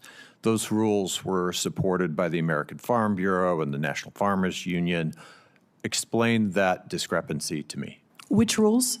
I'm not tracking. The inclusive competition and market integrity rule, the transparency in poultry grower contracting and tournaments rule, and the poultry grower payment systems and capital improvement systems rules. The packers and stockyards, I think is what you're talking about. So we are executing an additional review on that. I think that the point is very well made, that sometimes that inures to the benefit of the larger corporations. As I have begun to make a larger case and a more vigorous case in the importance of deconsolidation, we'll be taking a second look at that. And I would love your input. And I would very much support deconsolidation. Thank you. Senator Hegseth. Thank you, Chair Collins. Thank you all for being here today. In my brief time in the Senate, I've learned that we're really good at embracing our oversight role, but oftentimes there are many people who don't want to do their jobs in terms of funding the government on time and actually doing the work that we're supposed to do as appropriators. And I'm not for blank checks. I believe everybody should be accountable, but I also believe we should do our job. And now we have a supplemental funding request that we're discussing today. We're waiting on getting an NDAA done. Despite the chair's best efforts to facilitate forward an appropriations process, there's question of whether that will get done on time in September. And my question, start with you, Secretary Hegseth, just to talk a little bit about what the consequences of failure, what this really means to not do this on time, because I've talked to defense contractors. I as a former executive, a member of an executive branch, I know that the legislative branch often thinks, well, no matter when we get this done, we just wave a magic wand, we pass the bill, and it all magically happens. But that's not how it happens. It takes time for people to, you have businesses out there who you're going to rely on to build these weapon systems who don't know if they're going to get paid. They can't plan. They can't staff up. They can't order the equipment. They can't do any of these things unless they know that the money is actually coming. So what are the consequences of not just doing this, but doing it on time in a timely manner? Senator, thank you. I think the consequences of dysfunction in funding this department put at risk I think a first time in 25, 30-year reform effort to change how we do business as a department. We're going to war with the Pentagon bureaucracy because the bureaucracy existed to defend just a few systems and processes and companies. We need all of American industry coming into our department. And if you talk to industry, they've never seen anything like what our deputy secretary and our department are doing right now to run fast at speed. But it counts on this body and others funding this department in a way that can fulfill the deals that we're cutting, that saves the taxpayer tens of billions of dollars and gets weapons to warfighters years and years faster than we ever have in the past. So without the funding, we put at issue all those deals, all the reforms, all the ways in which we're changing our department to move at the speed of business. So it's not just dollars and cents. It's demand, it's predictability, it's showing industry we will meet you at this moment. And if we can't get past our dysfunction to fund the warfighter, we put a lot of that at issue. General Kane, same question from a military point of view, not knowing when the funding's going to come and us not doing our job on time, what are the consequences to the warfighter? Sure, I'll just add to the Secretary's comments, it'll manifest itself in a range of ways, readiness, capability, munitions, training, cyber, unmanned autonomy. This is why I'm really asking for the Congress's help here, for us to look forward at the next couple ridge lines and to be thoughtful about the moves that we make here. And I understand the environment that we're operating in right now. But whatever structure the legislature and the executive branch determine, we need predictable capital, my investor hat on from my previous life, so that we can go out and procure the capabilities that we need before we need them. And those things are changing. You know, the advancement of small drones and things like that, we're going to have to make sure that we stay very close with the Congress so that as technology develops at a speed that we haven't seen before, that we're staying very close and partnering with the Congress to enable us to adaptively use that capital with the appropriators' buy-in so that we're arming the force properly. Well, I can tell you in interacting with the people who are that want to build these new generation of weapon systems, because I think you would agree that we've learned a lot from Ukraine. We've learned a lot from this conflict about how we were underprepared from the standpoint and from a defense standpoint, and that we have to continue to modernize our system, the weapon systems. I think it's very important that we not only do our job, but we do it on time, because you cannot run a Department of Defense, run businesses who are supplying these things without knowing if you're actually going to get funded. Because the whole supply chain, the workforce, everything gets held up when we don't get our jobs done on time. So, yes, sir. I used to work in the private sector for a company that was headquartered in Piqua, Ohio. And those leaders told me, your entire job, Dan Kane, is to deliver quality parts, or in this case, weapons, on time with shorter lead times and lower costs. And part of why I'm so passionate about this is because I see how this capital, if the Congress chooses to give it to us, will manifest itself in real combat capability, lethality, and survivability for our joint force.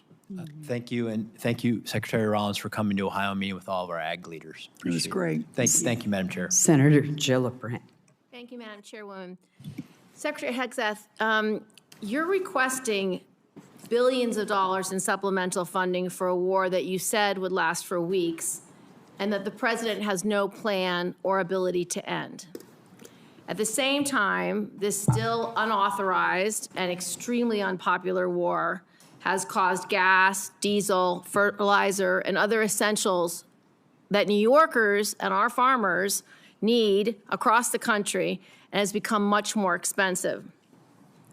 So how do I go back to New York, and what would you say to them who are seeing their health care bills rise because massive cuts to Medicaid?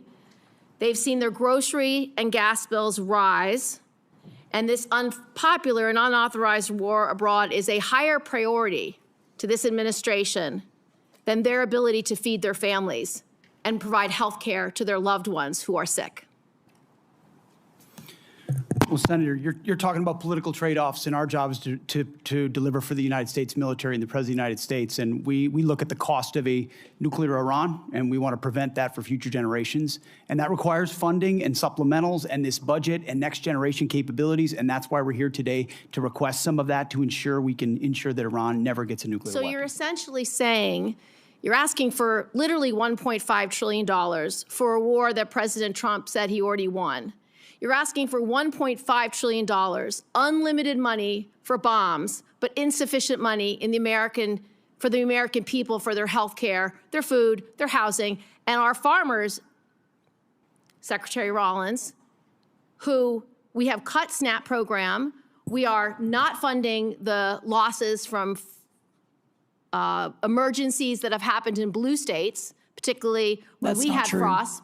That's not true. False, you're not funding it. But back to you, Secretary Hegseth. And I would like to respond to the fertilizer and the gas. Have your chance, Secretary Hegseth. There's no reason to be rude. You are asking for unlimited money for bombs when people can't feed their families. And I don't know how this administration intends to defend those decisions to the American people. Not unlimited bombs, Senator. I'm asking for the right bombs at the right time to ensure we can deter our adversaries into the future. And that's how this is a generational investment. And it was the previous administration that didn't fund this department. The reason why they are so upset with you and this administration is because the words you have used in the past don't add up.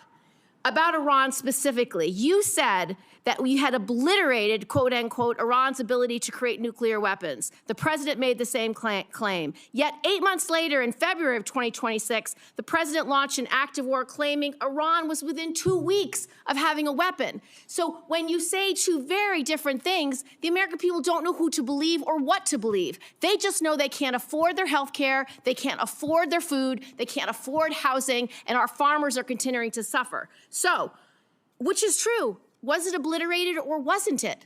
What's the status? The nuclear sites under Midnight Hammer were obliterated, but Iranians foolishly continued to attempt to pursue nuclear capabilities, which is why we destroyed their defense industrial base and so many of the other capabilities to ensure they can't get to a nuclear weapon. See, we're staying laser focused on the objective, and you're trying to make campaign commercials. No, we're and not. That's fine. So listen to this. You also say that you made the missile program, quote, destroyed and made combat ineffective, quote, Iran's entire ballistic missile production capacity, every company that builds every component of those missiles has been functionally defeated and destroyed, and that the missile program, existing stockpiles were depleted and decimated, almost completely ineffective. So why are there missiles left to hit Jordan and result in the loss of life of our brave men and women?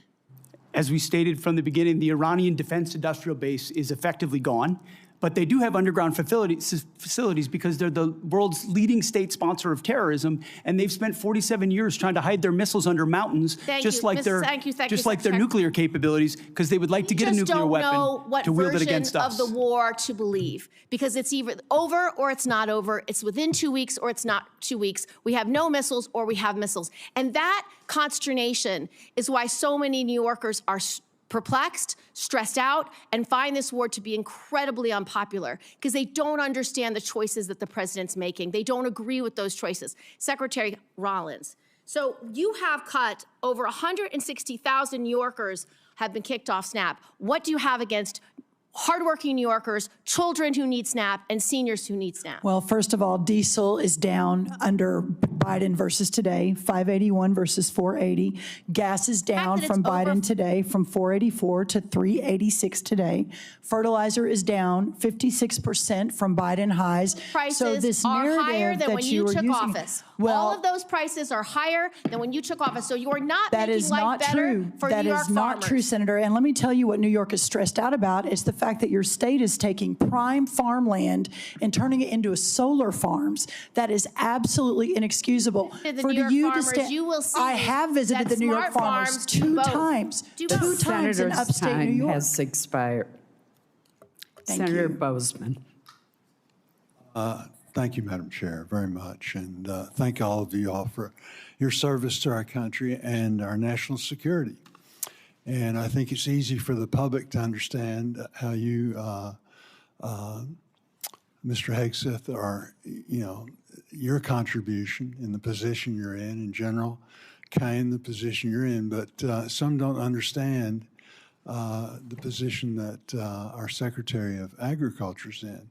I gave a presentation a couple of years ago when Senator Rubio was over here in the middle of it. I was talking about agriculture. He punched me and said, John, always tell them that food security is national security.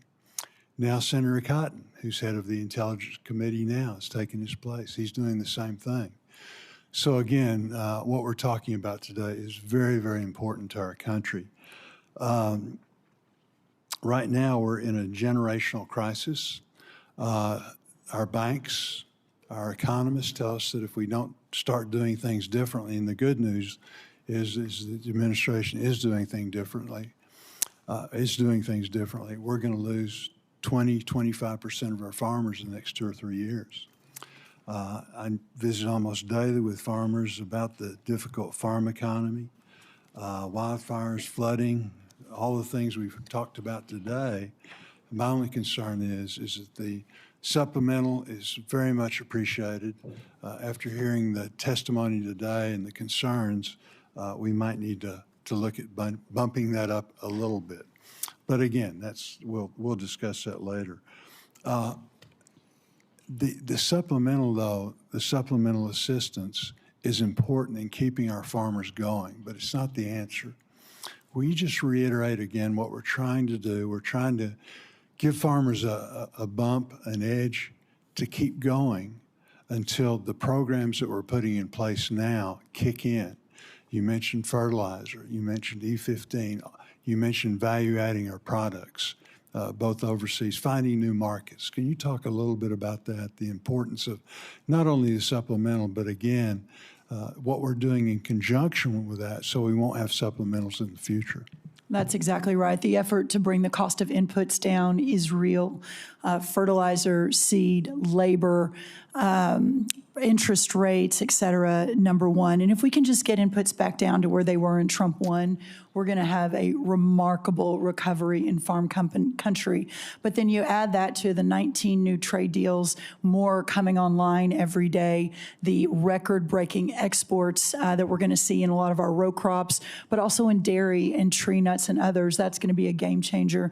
Then you look at expanding the domestic market, as you talk about, whether E15, obviously all of the biofuels. We've already seen corn and wheat hit record highs, or the highest number for the year after announcing the new renewable fuel standard. So we're seeing some pretty incredible movement in the right direction. Then you marry that to all of your work under the Working Families Tax Cut Act, the new reference prices that under the last administration couldn't get a farm bill. You all did that with the president's leadership. The first time we're going to increase reference prices in more than a decade, combined with a $250 billion investment in rural America, the largest investment in rural America in American history. This Congress did that with the White House's leadership. All of that together is going to change the trajectory for the long term of farming and ranching in America. But to get to that point, that's why this supplemental is so very, very important.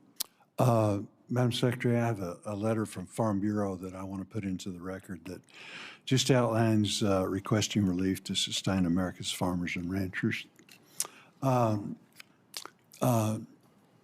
Secretary Hegseth, General Kane, one of the things that we're concerned about is that in the military construction aspect of things, we're really not asking for that in the supplemental.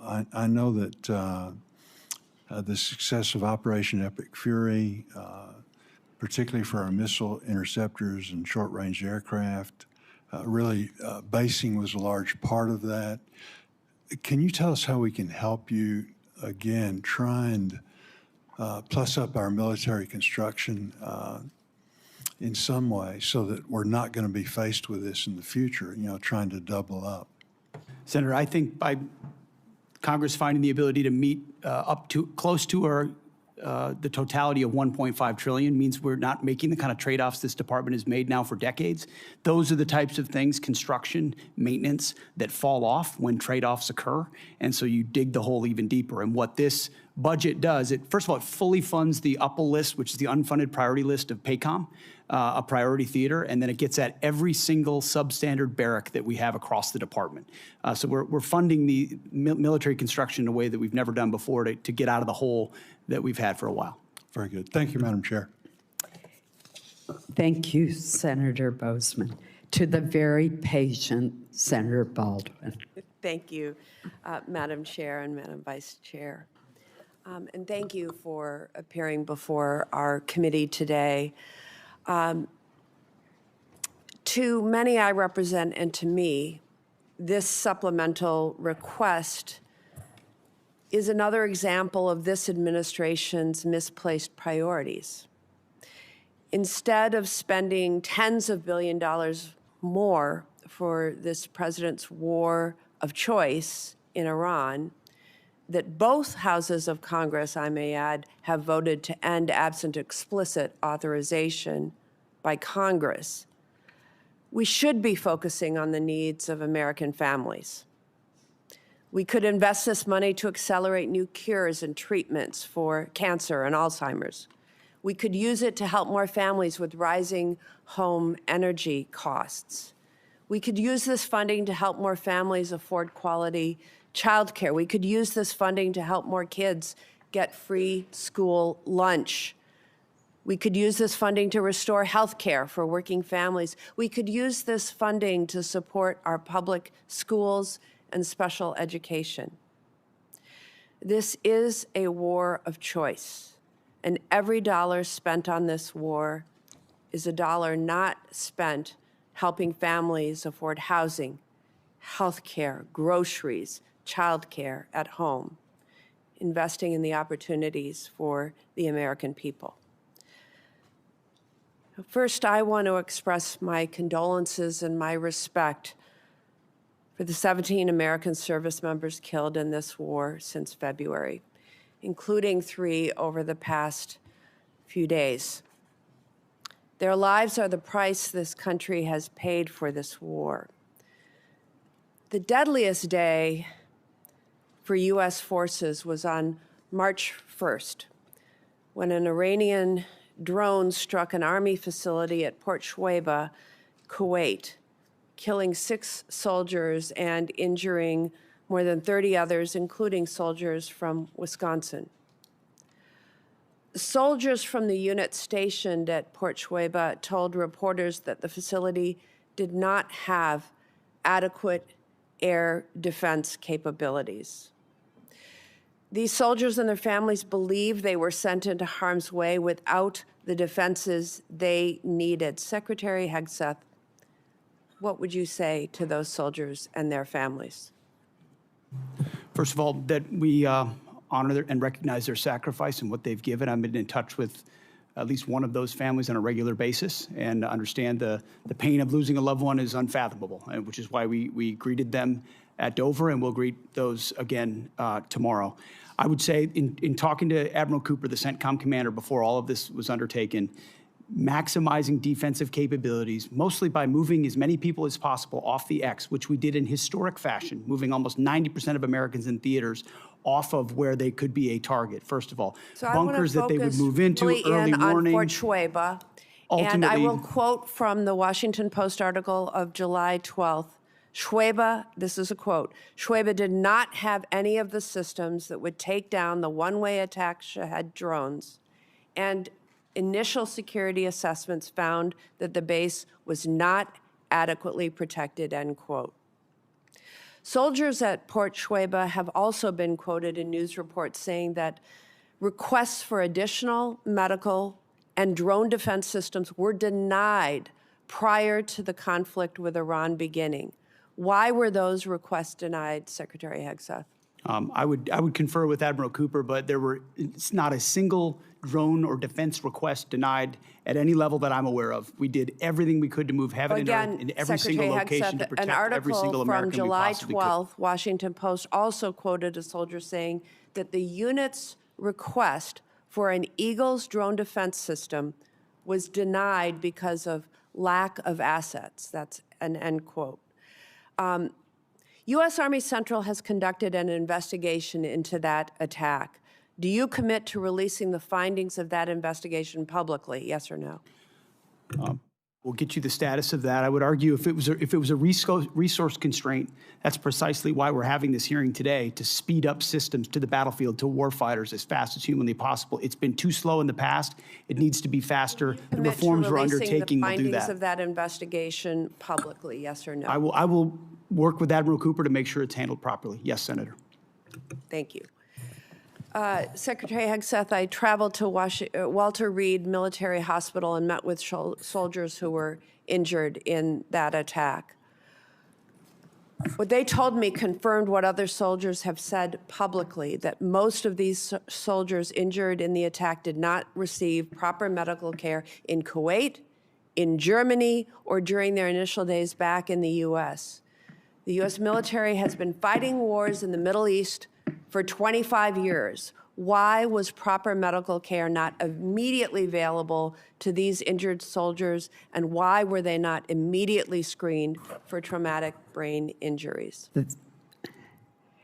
I'm not taking issue with the characterization of individual soldiers, but I would argue that every effort was made to provide every level of medical care possible, understanding how CENTCOM operates. The senator's time has expired, and there is a vote on. Senator Capito. Thank you, Madam Chair. Thank you all for being here. Thank you for your service. I want to begin because the last time that I saw you, Secretary Hegseth and General Kane, was at the Pentagon when you honored Andrew Wolf, who was attacked here in D.C. in November. and then the honor that you have given to Sarah Beckstrom and her family who lost her life that day as well. I know that you've been in constant contact with Andrew and his family, and you also know that the great faith that they have in the Lord above is what's really brought them to the point where they are now. So let's keep them all in his prayer. I am interested in Senator Baldwin's question because I do have a soldier from West Virginia who is making a very similar complaint. So whatever follow-up we can do, I would like to do that. I'd also like to recognize the three most recent service member that we lost, because we talk about them as service members and soldiers, but I haven't heard them say their name, and they're so young. First Lieutenant Tyler James Freehan, Private Isabella Gonzalez, and Sergeant Michael Swinton. You will be, greeting their families and, unfortunately, their caskets as they come forward tomorrow. So my question is, we've heard a lot about why we shouldn't be voting for this supplemental, or questions as to, is that really necessary or why? I guess my question, General Kane, is, what's the consequence of not passing this supplemental? Where do you see that hitting us most deeply? Yes, ma'am. It will manifest itself in a few different places. Most significantly, it'll be in military personnel-related matters. We'll figure out how to pay soldiers and sailors, but that would be a strain. Operations and maintenance costs, and then the ability for the department to take some of this capital and wisely invest it in future combat capability and things like AI, UAS, counter-UAS, hypersonics, and space. So not only would it hit us today, but it could hit us tomorrow as well. Yes, ma'am. I actually view this as forward-looking. As we look at the future picture and the various risks that we're facing, the supplemental and the budget, frankly, help to ensure that we are properly arming the joint force for the myriad of potential contingencies that we face in the future. Thank you. So as we look at one of the, I think, best successes under your all's leadership at the Department of War has been the fulfillment of the recruitment in every branch. I remember last year, I think, or maybe the year before, only the Marines could brag that they had made their records, and now I think that the other branches you're far exceeding what has previously done. So that tells me that American young men and women want to serve their country. They want to be safe. They want to do the right thing.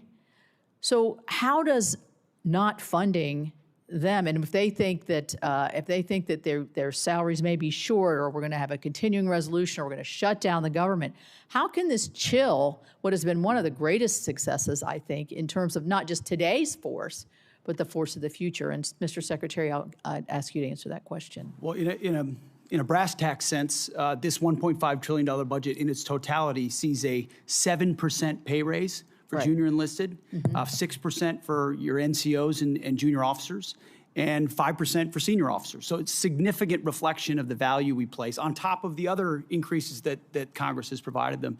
If we were to have to, and we're going to do right by the troops, we're going to make sure they get paid, but it's going to put strains on training and readiness and all the other aspects of O&M over time, which makes its way down to the unit level.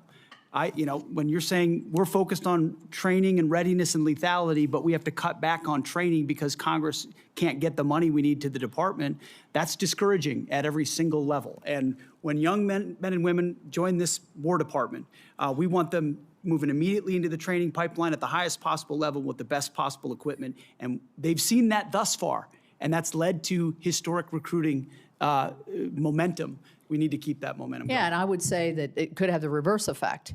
If this is troubled waters here and lack of confidence, which we see on the other side of the aisle there, and questions that I think wouldn't be asked if it were not of a political nature, we're going to chill our recruiting efforts here for our young people as they look forward to serving their country and becoming that patriot they want to be. You're right. Or return to the valley under the Biden administration, where not only did they not meet the goals, but they had to lower the goals and then didn't meet the lowered goals. And then now we don't have the readiness we need as a force. Thank you very much. Thank you all very much. Thank you, Secretary of Agriculture.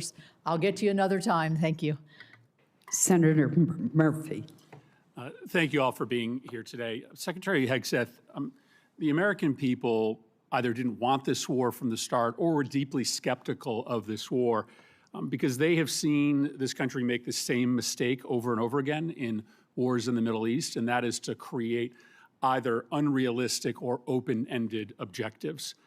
You said in March that the United States was, quote, on plan to defeat, destroy, and disable all of Iran's meaningful military capabilities at a pace that the world has never seen before. Obviously, as we've discussed here today, that objective has not been achieved and is not going to be achieved. Iran is adept, more adept than even at the start of the war, at hiding their capabilities or repairing after damage we have done. There's an open report that when it comes to their missile sites along the Strait of Hormuz, 30 of 33 are still operational. I wouldn't believe all the open reports, Senator. But I've also heard you say in this hearing that the objectives now seem to be more limited than they were at the outset of the war, that this is about reopening the strait and this is about dismantling their nuclear capability. And the president, of course, has said himself that he thinks Iran has a right to a missile program. So my question is pretty simple. Is it correct that it is no longer a war objective to destroy all of their military capacities? This is what the president has said. Have our goals been simplified to reopening the strait and to getting into a negotiation over a nuclear program? Now, I don't think you have a realistic plan to do either of those things, but I think it's important for us to know what we're funding. Are the objectives much more limited today than they were when you made that statement in March? So I think the objectives have been consistent and clear from the beginning.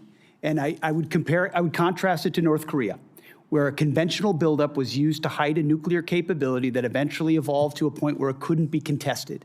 And what Iran continued to do, even after Midnight Hammer, was try to build that conventional capability to dare anyone to stop them from pursuing nuclear weapons. So getting after their conventional capabilities, missile launchers, defense industrial base, their Navy, was all part of it, ensuring they can't blackmail us into pursuing a nuclear capability. Laser focused on Iran will never have a nuclear capability. That's the promise the president has made and that he will keep in every way. I think it's important. It is still a war objective, either through military action or through a diplomatic agreement, to destroy and disable all of Iran's meaningful military capacities, including their missile program.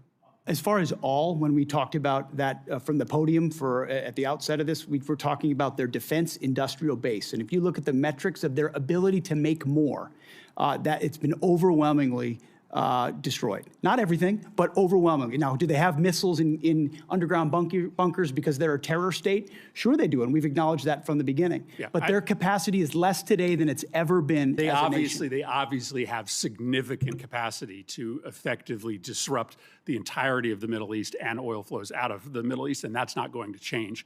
Let me ask you one more question. This is a request for supplemental funding because you don't have the funding in your base budget to do what you need to do, which makes questions about the base budget relevant. There's been a lot of attention, Mr. Secretary, on the modernization of a luxury jet that was gifted to the president by the government of Qatar. Reports suggest that maybe as much as $1 billion in your base funding, an extraordinary amount of money, has been used for an upgrade, and the plane is back in the shop for a second upgrade. As far as I can tell, never before has an administration not made public the amount of money for an upgrade or a construction contract on a presidential airplane. Obviously, we don't need or want to disclose the details of that upgrade, but never before have you withheld from Congress and the public the total amount of money. I think there are two really important questions here. One, will you make public the amount of money that you are spending to upgrade this plane? And two, can you commit to this Congress and this committee that the president isn't going to take this plane with him when he leaves office? The only thing more insulting to the taxpayers of spending money on a jet they don't need would be for the president to take it with him, to take it out of our military inventory when he leaves office.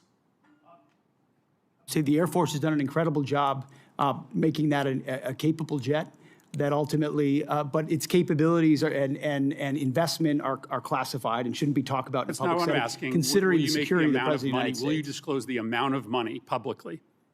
I would imagine as part of the regular budget process, that's something that we would look at.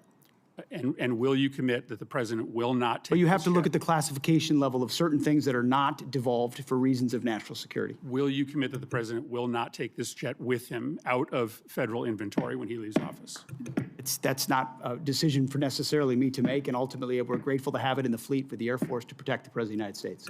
That's a deeply Senator unsatisfactory Peters. answer to the American public. Senator Peters. Thank you, Mr. Chairman. Folks, welcome to the hearing today. I apologize. Is Senator Ossoff still here? Oh. I'm sorry. I went out of order. Senator Ossoff. I'll yield my time to Senator Ossoff. Thank you. Thank you, Madam Chair, and thank you all for your testimony. And General Kane, let me just begin by expressing on behalf of all Georgians our immense gratitude and admiration for the service members who are making tremendous sacrifices and conducting themselves with extraordinary selflessness and professionalism on behalf of the United States and our state's unified condolences and grief for the families of the 4 killed in action and our hope for a swift recovery for the nearly 100 wounded over the last 2 weeks. And thank you to you for your service to the nation. Mr. Hegseth, you're requesting roughly $68 billion for the department through this supplemental, correct? 67, yes.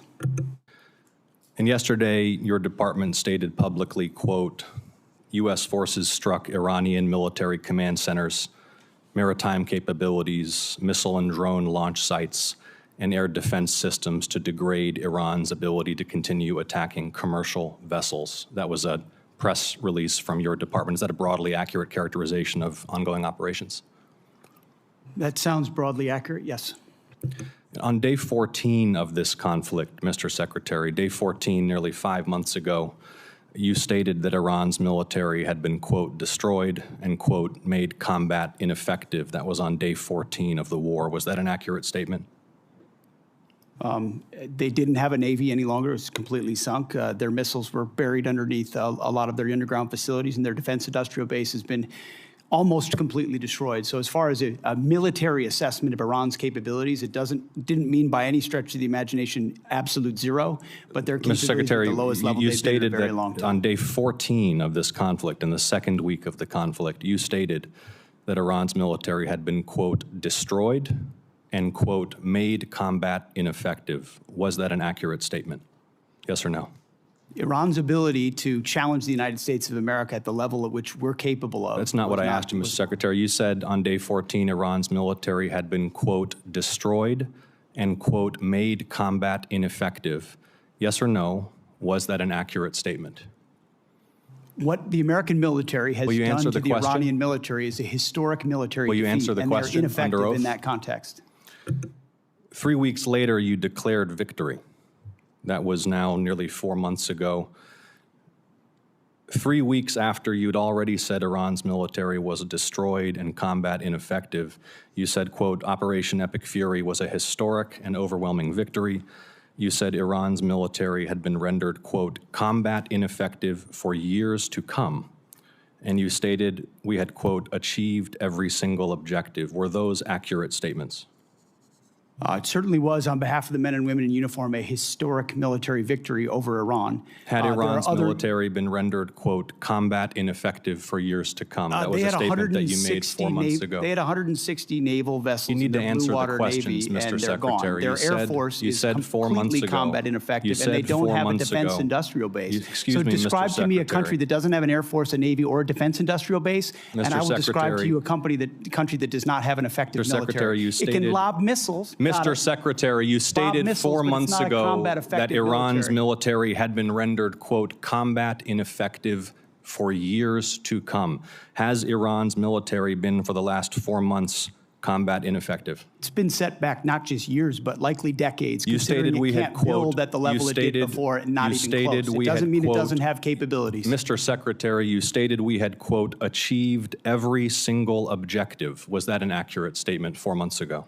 The main objective of this was to ensure that Iran never gets a nuclear weapon. Their main sites were obliterated. We're watching over them, and we're holding them at issue. If they don't give them up at the table, there's other ways we can take them away. Early in the conflict Iran will on never day have a 3, nuclear Mr. weapon. Secretary, early in the conflict, day 3, you said one of those core objectives was to, quote, destroy the missile threat, and as you restated on day 5, to, quote, obliterate Iran's missiles and drones. Those were clearly and repeatedly stated core objectives of the campaign, which 4 months ago you declared had been completed victoriously with every single objective achieved. Were those objectives achieved 4 months ago? No one ever stated that every single missile was gone. Ultimately, combat ineffective means they're not able to dig them out of their UGFs and shoot Had at the us. missile It threat doesn't mean they been don't defeated have 4 underground months facilities ago? where they put missiles in them and hold on to them because they're the world's largest state sponsor of terrorism. So we never expected they would stop having capabilities to shoot. The question is at scale against an opponent like the United States of America, which went toe-to-toe with them and Iran couldn't. You stated on March 8th, day 9 of the war, on 60 Minutes, you assured the American people of Iranian surrender. Does that remain your prediction? Ultimately, Iran will never have a nuclear weapon to threaten the United States of America. That has been the objective, and it remains so. So just to review, you will not answer whether your statement made on the 14th day of the war that Iran's military had been, quote, destroyed and made combat ineffective was a truthful statement to the American people as you sit here and ask for tens of billions more for the conflict. Senator's time has Had a expired. historic and effective military campaign against the largest state sponsor of terrorism. Won't and will answer the ensure question. they never Senator get a nuclear weapon, Peters Senator. is recognized. Thank you, Madam Chair. And thank you to our witnesses here today. I want to begin by first echoing my colleagues' comments that we've heard throughout the hearing here and join them in mourning the loss of American service members who were killed in action these last few days. My thoughts are with their families, with a service member who remains missing, and with all those injured during the strikes. And I will continue to pray for their families. Secretary Hegseth, over the course of the war with Iran, I have repeatedly expressed concerns regarding the administration's lack of a winning strategy and repeated contradictions about the state of the war. Frankly, it doesn't help that you and your president continues to mislead the American people. You and the president have repeatedly said that the war, as we've heard over and over again, is almost over or already won. In fact, the president alone has said the war is almost over more than 30 times. On March 1st, the president said, we'll be done in 4 or 5 weeks. On March 9th, he said the war was very complete. On April 8th, he declared total and complete victory, 100%, no question about it. On the same day, you declared Operation Epic Fury was a historic and overwhelming victory on the battlefield, a capital V military victory by any measure. And yet today, July 21st, we have soldiers whose remains are sadly going to be returned to their deeply grieving families tomorrow. Clearly, the war is not over yet. After months of conflict, our strategy to win remains unclear. I have long said the United States has the strongest military in history in the world, and I have no doubt that our brave service members can execute any mission and prevail in any battle. But without a clear winning strategy, we're at risk of being in another forever war that'll put our service members in continued harm's way and continue to cost taxpayers billions of dollars.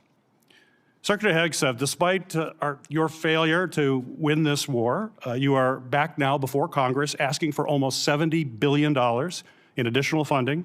You're asking the American people for a blank check because, once again, the Trump administration's efforts have been an utter and complete failure to win this war to this point. So my question for you, sir, is how is your strategy different than what we've seen in the past? So far, we have not seen a strategy that's been successful. You mentioned nuclear material as the primary goal of the war. It still exists.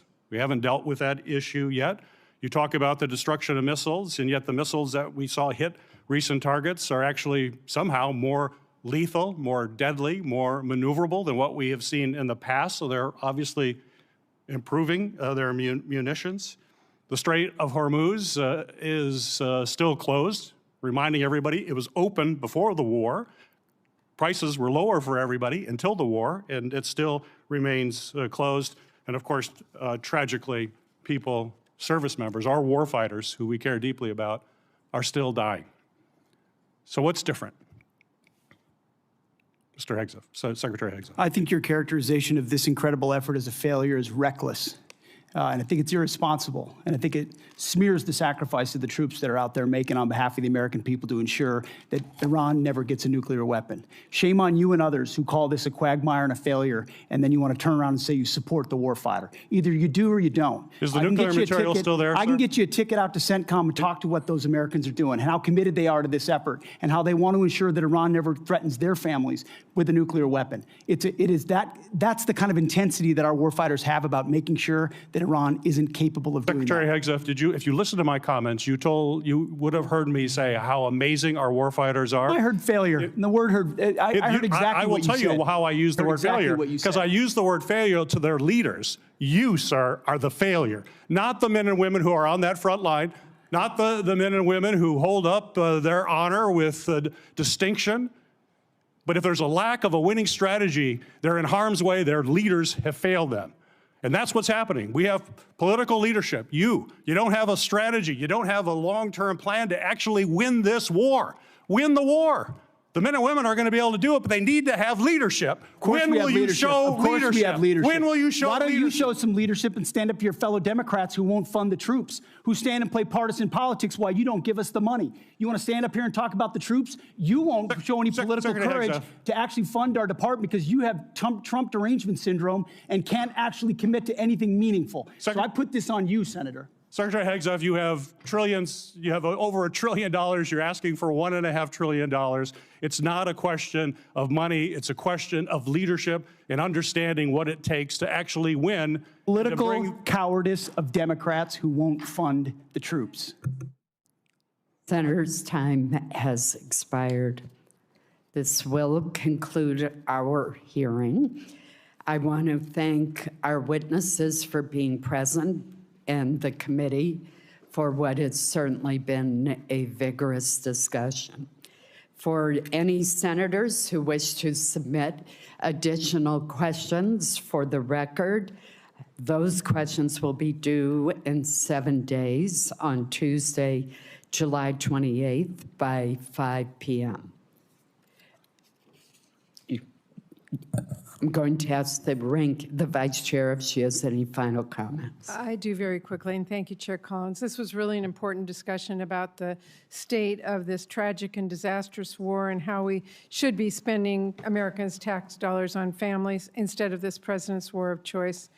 Unfortunately, this hearing has done exceptionally little to justify the president's request or to instill confidence that this administration has an exit plan or a strategy to end the war. This war has cost us a lot. The last thing we should be doing is rubber stamping another $70 billion to help Trump keep it going.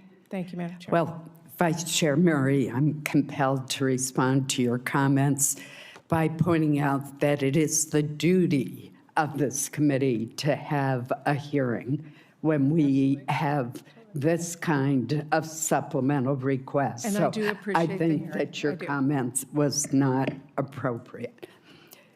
This hearing is now adjourned. Thank you.